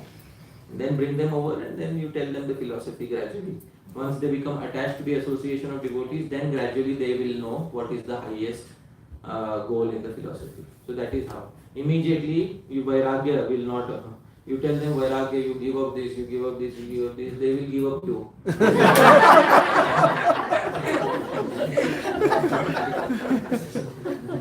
They will have Vairagya towards you. So that is not the strategy. Our acharyas have said, Sri Baldev Vidyabhushan has said in his commentary to Tattva Sandar, Badish Amish Arpan Nyay, offer something impure on the hook to the fish, so that the fish is attracted. Later you give them what is pure. So I hope that answers your query to some degree of satisfaction. Okay? Anybody else who wants to ask a query? Yes, there is Prabhuji behind, then we will come to you, Prabhuji. The mic is coming. You don't need mic? The mic is coming from West Coast to East Coast. Yeah, thank you, Prabhu. That's a wonderful explanation. So in this Sangha, we were all enjoying, Okay. right? So you said, when you enjoy, we sign up for some misery. Yeah. So how do we understand this? Right? So if you're enjoying now, are we saying that there is going to be a misery later? But in this very session we enjoyed. You are saying that? Yes. Oh, Yes. So you are holding the very session accountable against the yardsticks given in the session. That enjoyment is some sparshaja. Bhoga. Samsparshaja means born out of contact of material senses. But this, what we are speaking, is basically there are two factors involved in the presentation. There is a little Gyan being given and Bhakti being given. Two things are given. What are being given? Gyan and Bhakti. Since Gyan and Bhakti are not Samsparshaja Bhoga, therefore they will stay, this Bhoga will stay, this happiness will stay with you. It will not give you misery later. In fact, when you go home, you will remember that there are three types of dukkha. What are the three types of dukkha? Parinam dukkha, bhava dukkha, samsara dukkha. Again and again you can remember that. Then you will remember the definition of Yukta Vairagya. What is Yukta Vairagya, dear devotees? Nirbandha. Is Krishna Sambandha, is what is known as Yukta Vairagya. So you are going with so many happy memories and it is not going to go away from you. So this is not related to material enjoyment born out of contact with physical senses. This enjoyment was primarily in the mind and the heart, and on that level you enjoyed, and therefore that enjoyment is not going to result in a misery. So I think that answers your question. Thank you. But so enjoyment which is on the gross physical level, that enjoyment usually gives three results: Parinam dukkha, Prabhu dukkha, samskara dukkha. Now we will go to Prabhu. Let's give the mic here. Yes, Prabhu. Prabhuji, one question. So this Nirbandha Krishna Sambandhas seems to be a gradual progress. It's not one day it's going to come in like that. Yeah. So can you comment on how one can achieve that state? Yeah. So this Nirbandha seems to be a gradual thing. How do we achieve it? Usually, I will say one thing about Nirbandha. Either we have it or we don't have it. Either we have it or we don't have it. There is in between like 25% Nirbandha. Nirbandha is that determination, either in this life I will do it or else everything is a failure. That is called as Nirbandha. So that intense, dogged determination, persistence, pertinence is called as what? Nirbandha. How is that Nirbandha attained? We see in the life of Sri Raghunath Das Goswami is willing to give up all his estate and run away with Chaitanya Mahaprabhu. We see that. Anasaktasya Vishayan. Natural side effect. Why did Sri Raghunath Das Goswami want to run away? Because he had the third factor. What is the third factor in the verse? Nirbandha. This life, there is some burning desire from within the heart. I want it. And it happens also sometimes in material life. There are people who prepare for Olympics for 4 years. And what do they have in their heart for winning the medal? Nirbandha.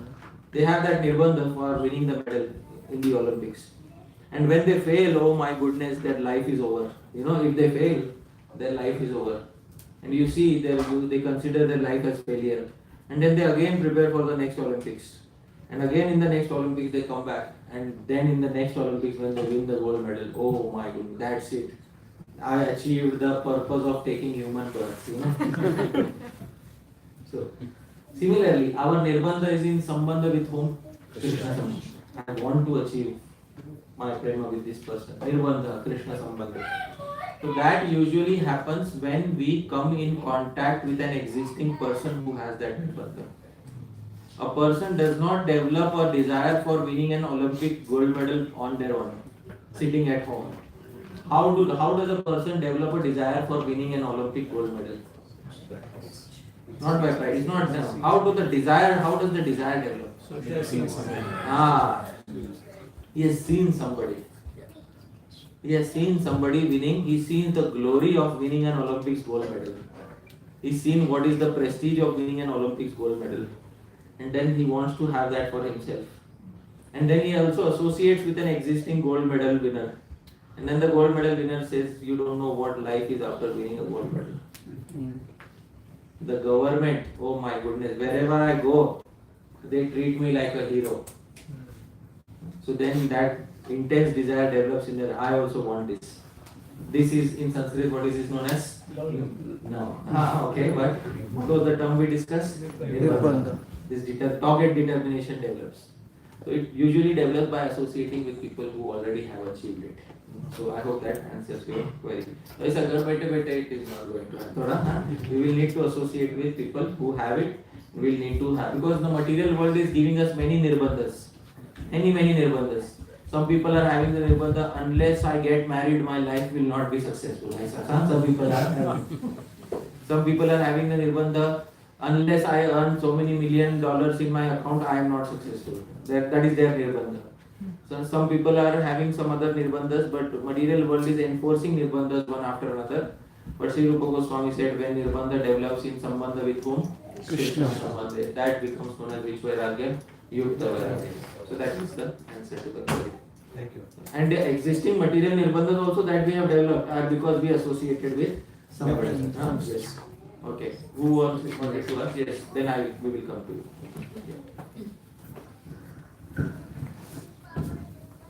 Hare Krishna Prabhuji, please accept the humble obeisances of Srila Prabhupada and Srila Vairagya. Thank you so much for the wonderful lecture. After you've seen the first question, you were mentioning Srila Prabhupada's statement of like, I'm ready to give them meat or wine as long as they come to Krishna consciousness. So I was wondering, how can we get that non-judgmental attitude of preaching to people? Because like, I feel like as I grow into Krishna consciousness, like it's been easy for me because I'm not knowing anything other than that. So I feel like when I have to compromise on those values and feel very judgmental, I'm not able to like go to that platform. So how can you preach without having that judgmental attitude? How can we preach without having judgmental attitude? You say you have grown up in the moment, right? That also becomes a sort of a difficulty when you have not grown up in the world outside. Unless you experience what is the difficulty of going through the struggle of sense enjoyment, you will not understand the struggles of others. You will not understand the struggles of others. And there is a verse in the Bhagavatam, I will not speak without giving a reference. So I hope you don't have to undergo the struggle. But I will just show you a verse.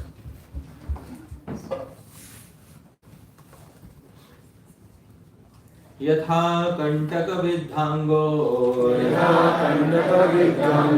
जंतोर्नेच्छति तां व्यथां जीव साम्यं गतो लिंगये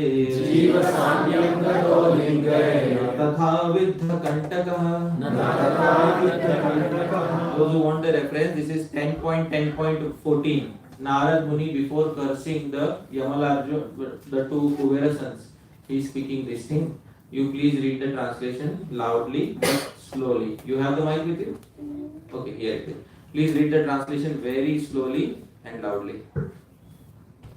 By seeing their faces, one whose body has been pricked by pins can understand the pain of others who are pin-pricked. Yeah.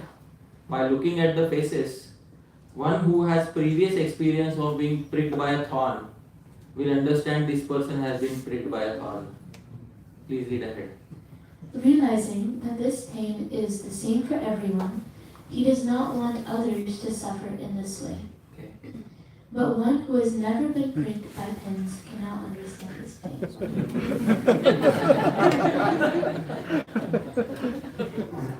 Narad Muni knew. 5,000 years later, somebody will ask. So he put the answer already in the Bhagavatam. The sons of Kuvera don't know what is material misery. They don't know what is material misery. Narad Muni told them, you don't know what is material misery. You don't know what it is to suffer in the world. Therefore, I came in front of you. These ladies with whom you were enjoying, they had the shame to cover themselves up. You should have at least covered yourselves up. You just got up without covering yourself in the middle of your enjoyment. And this is Kailash Parvat, this is Ganga river, this is a place for sadhus, this is not your heavenly planets. It seems that you have not experienced the pain of suffering. And then he uttered this verse. So, maybe, because then we do not undergo any experiences or struggle with material enjoyment, it is because of that we are not able to understand the struggles of others. And we hope that you never have to go through it. We pray that you never have to go through it. But please realize that this may be the case. Why? Therefore, the best thing that we can do is we can think in our mind in this way. I have a blind spot towards this. I hope you are able to understand. What should I think? I have a blind. I am not able to see this. For some reason, I am not able to see what this person is going through, and I am judging this person because I have a blind spot. Why? Because I personally have not experienced his or her struggle.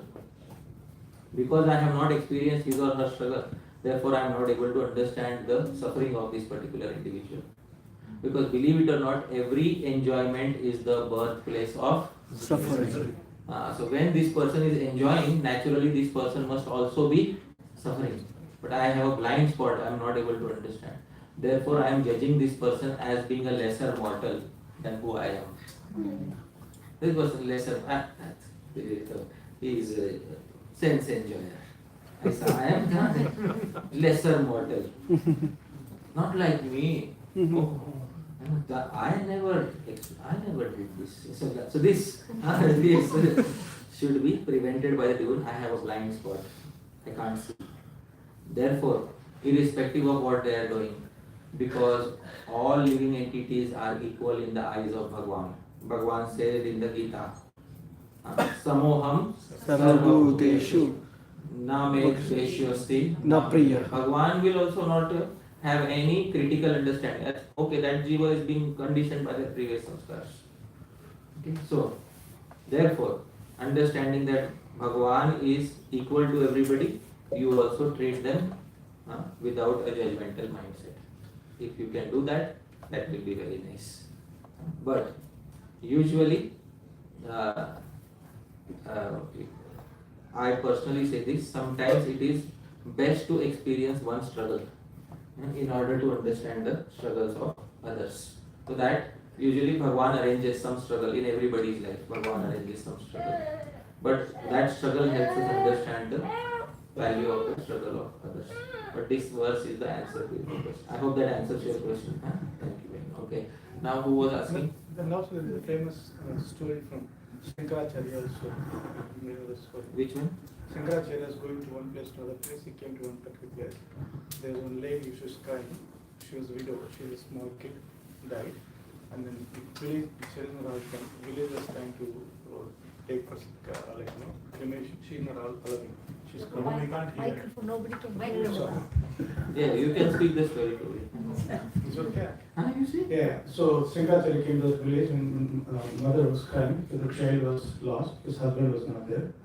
And then the village is trying to take the child for cremation, she's not allowing. And then when they saw Shankaracharya came, they all agreed, oh, this is the best person who can speak philosophy. None of us could convince her. Now with the philosophy, with his purity, he can convince her. So he also came and told me not the body. So we died, she husband died, I died, everybody died. She looked at him and said, you don't know the pain of a mother who lost a child. Don't get lost. She says that. Then he understood, oh, it's actually she was speaking through her to him. So he went aside and we got into meditation. It's called Parakaya Pravesha, where he left the body, subtle body entered into the heart of the mother and he experienced the pain. Same Chaitanya Mahaprabhu experienced Radharani. So then he understand, I don't know the pain of losing the child. Now I understand. Then he came back, he didn't say any word, he walked away. So this is the story. Yeah. So this is very wonderful. So this is on similar lines. Because we have not experienced, therefore we are not able to. The English term is empathize. What is the English term? Empathize with the condition of somebody. So when we are able to empathize with them, then it becomes easier. Okay. Yes. Who had the? Hare Krishna, Prabhu. Thank you for the enlightening class. My question is regarding the Tapa Dukha. Tap Dukha. So, in general life, normally every Sunday, I face this Tap Dukha because, the happiness is ending at Monday job. Wow, he found a wonderful example of Tap. Sunday is an example of So, Prabhu, today's satsang as well, we all enjoyed very much, dearly. And this is going to end, right? So I want to know what is the difference between this tapadukha and the other tapadukha that I just mentioned. This tapa dukkha and the other tapa dukkha that you will see. The thing is that other tapa dukkha, it will lead you to further entanglement in the material world. I was giving the example of smoking cigarette. Only one cigarette is remaining. When he is smoking the final cigarette, it is which dukkha? Tapa dukkha. Now you come to the satsanga, and then with satsanga also you are developing that dukkha. Oh, it is about to end. Nobody is denying this. But the end result of both of them will be completely different. The end result of experiencing tapa dukkha with the cigarette will be that you will be further entangled in the material world. The end result of tapa dukkha, it should not be called as tapa dukkha, but let's, for the sake of the argument, call it tapa dukkha. The end result of tapa dukkha in devotee sangha will be that you will cross over the ocean of birth and death. And I will not speak without quoting Pramana. There is a perfect Pramana for this in the Shastra. This verse is a beautiful verse.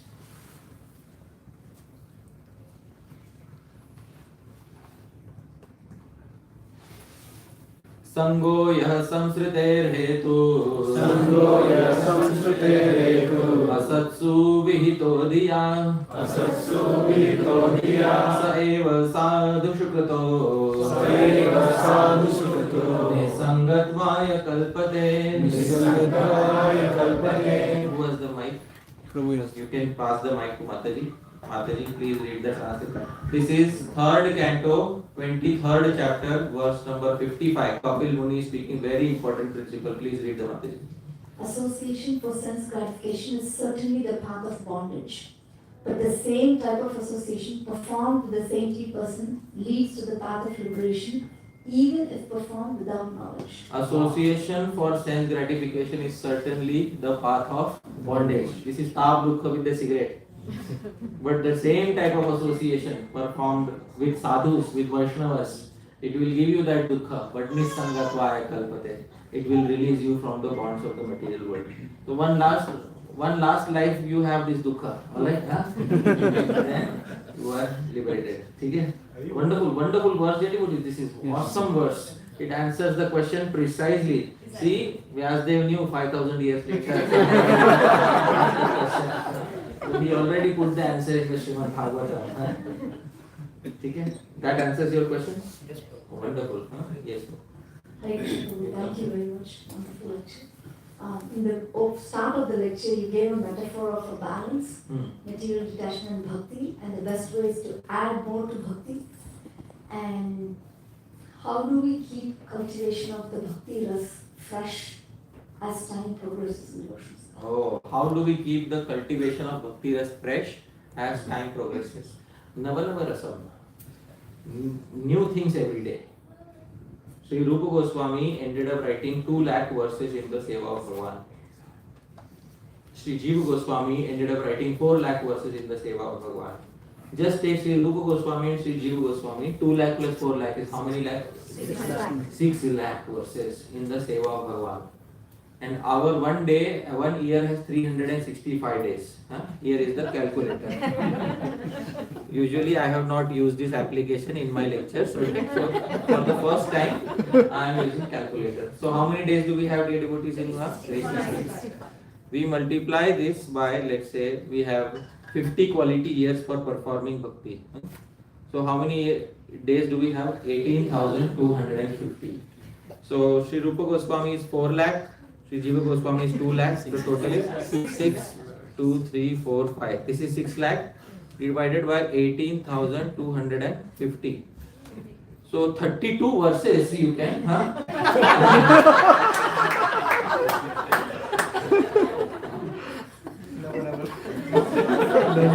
52 verses if you release every day, perhaps in 50 years you will cross over the writings of only 2 personalities.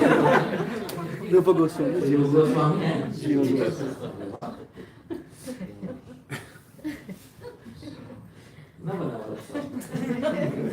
Novelty is the spice of life. As they say, novelty Keep novelty every day. Keep novelty every day. Read something new every day.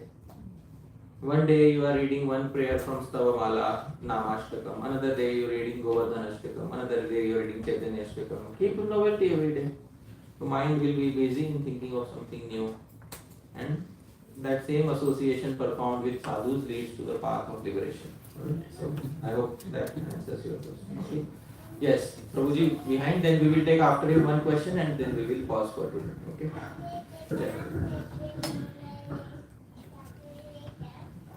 Prabhuji, thank you very much. The question: as we age, the strength of the sense organs gradually decline. Wonderful. I'm also doing Bhakti yoga at the same time. So, is it my Bhakti yoga or is my sense organs gradually reducing strength and then I'm not getting into enjoyment and then I'm avoiding misery? Wonderful, wonderful question. There is a verse specifically in relation to this.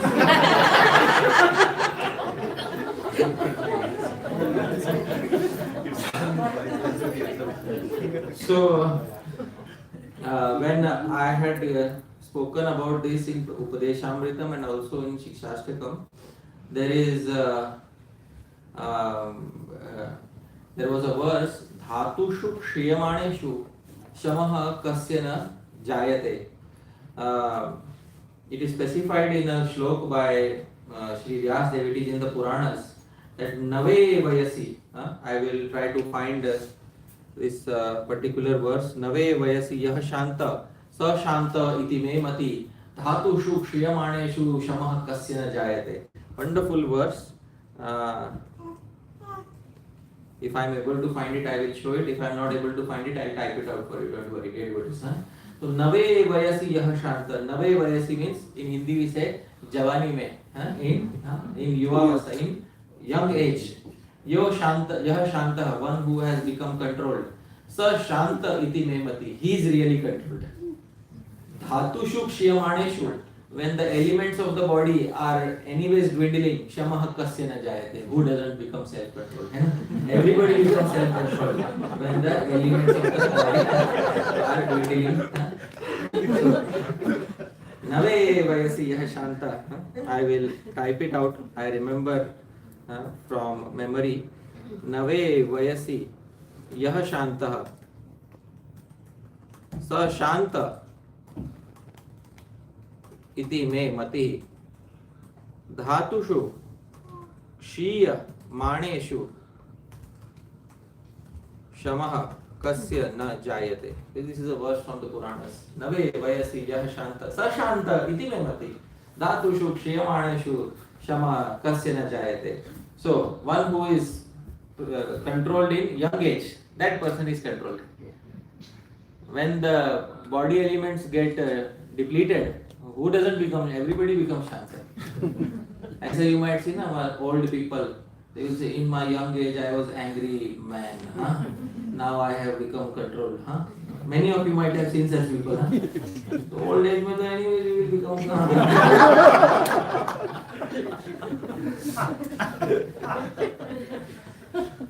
वो हिंदी में दे मजबूरी का नाम Mahatma Gandhi.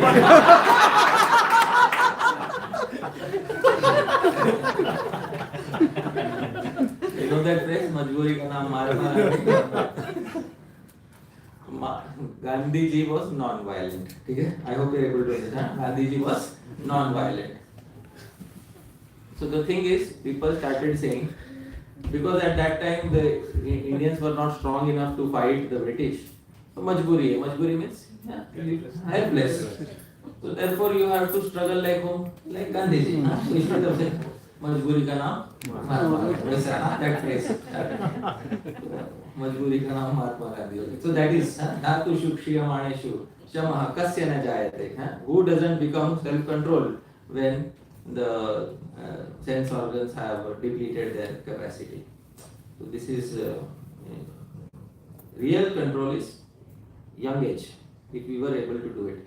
And that also, if we were not in some reason whatsoever, it doesn't mean that we are disqualified from bhakti. Please try to understand.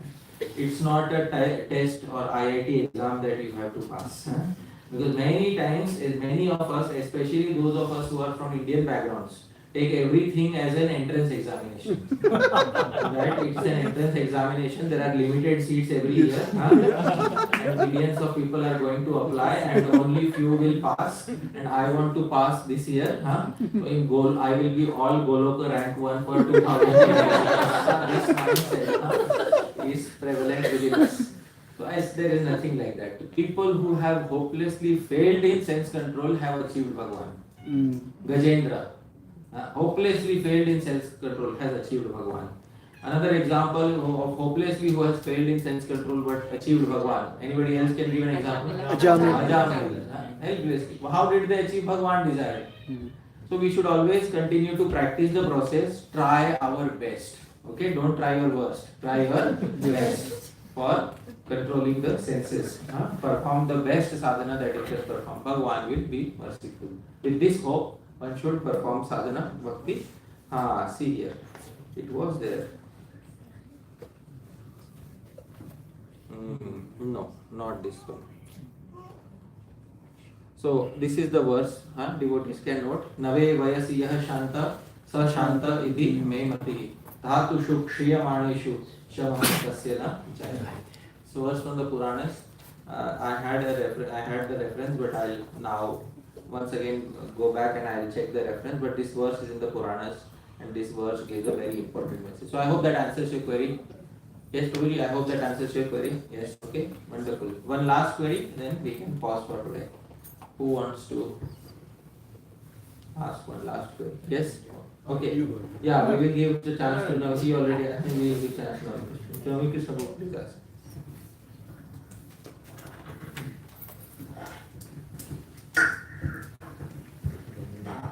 Thank you very much, Prabhu.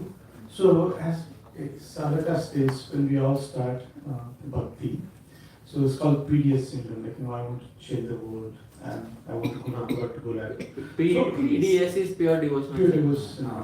So that's where most of the people says, like, they're all nonsense. I was also part of that, but now I'm not. So, I'm better than that. So, this is how self-deceiving. So in that process, we progress in the path.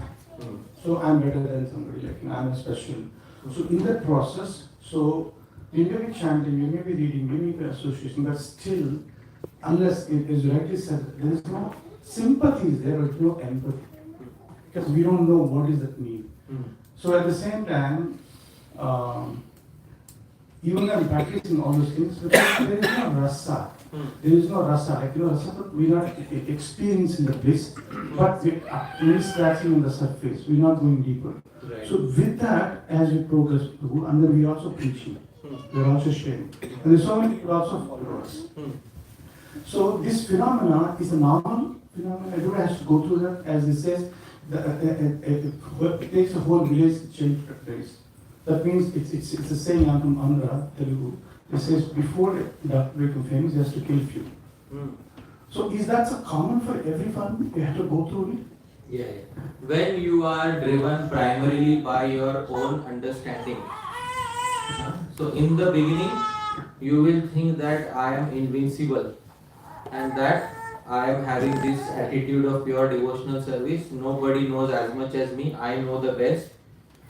Because right now, there is Shraddha. What is there? Shraddha. Shraddha means initial faith on the path of Bhakti is there. And this Shraddha tells us that Bhakti is the best process and I am the best person. So best person associated with the best process. Now what can go wrong? Nothing can go wrong. But till Shraddha is there, but real Sadhu Sangha has not happened. When real Sadhu Sangha happens, at that time one's fever is cooled down. And there is a very nice verse by Bhartrihari. Service to the elderly souls teaches humility. Wonderful verse in the meter Shikharini. I will sing, dear devotees. Please sing after me. Yada kinchidjo ham dvipa iva madanda zamabhavam. Yada kinchidjo ham dvipa iva samabhavam tata sarvagyosmityabhavadavaliptam mamana tata sarvagyosmityabhavadam avaliptam mama manaha yada kinchit kinchit buddhajana sakashadavagatam yada kinchit kinchit buddhajana sakashadavagatam tada murkhosmi iti jvaraiva madome vyavagatam tada murkhosmi iti jvaraiva madome vyavagatam yada kinchit joham when I got little knowledge kinchigya thoda sa jana little knowledge dvipa eva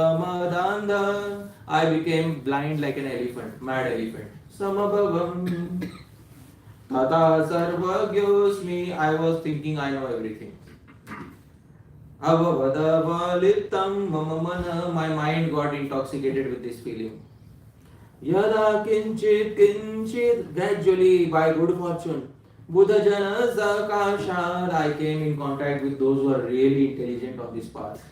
Avagatam I got their association. Then I realized Tada Murkhosmi then I realized actually I am home.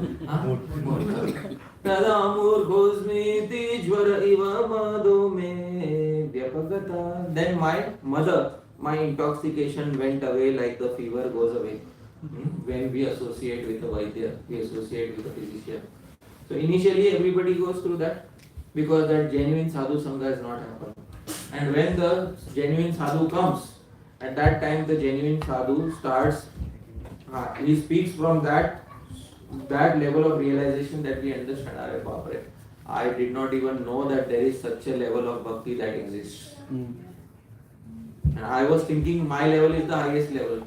This person has reached that level which I have not even managed to touch right now.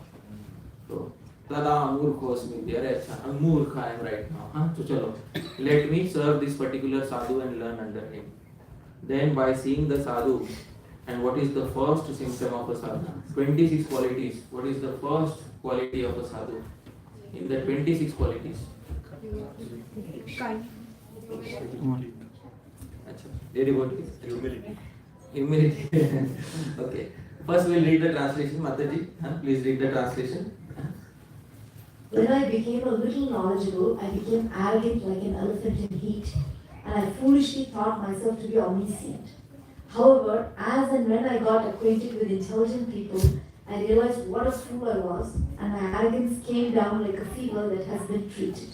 So this is Bharti Hari in Niti Shatakam. Wonderful verse. The first quality of a sadhu is given first of the 26 qualities. Kripalu akrita droha Krupalu akruta droha Satya Sara sama First quality of devotee is what? Kripalu. Kripalu means he doesn't have that pure devotee syndrome. He has kindness towards the living. So gradually by associating with others. I think we should pause here now. Thank you very much, dear devotees. Thank you, Prabhu, Hare Krishna Prabhu, Bhakti Mataji for kindly hosting the program. Srila Prabhupada ki Hare Krishna.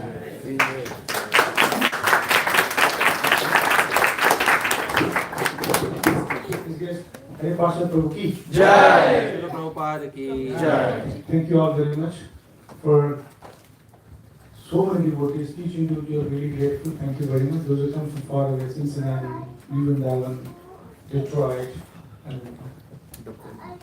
Dublin. Yeah, Dublin. Now you get Dublin. So this is only part 1. The part 2 will be tomorrow at Kalini Mataji's house.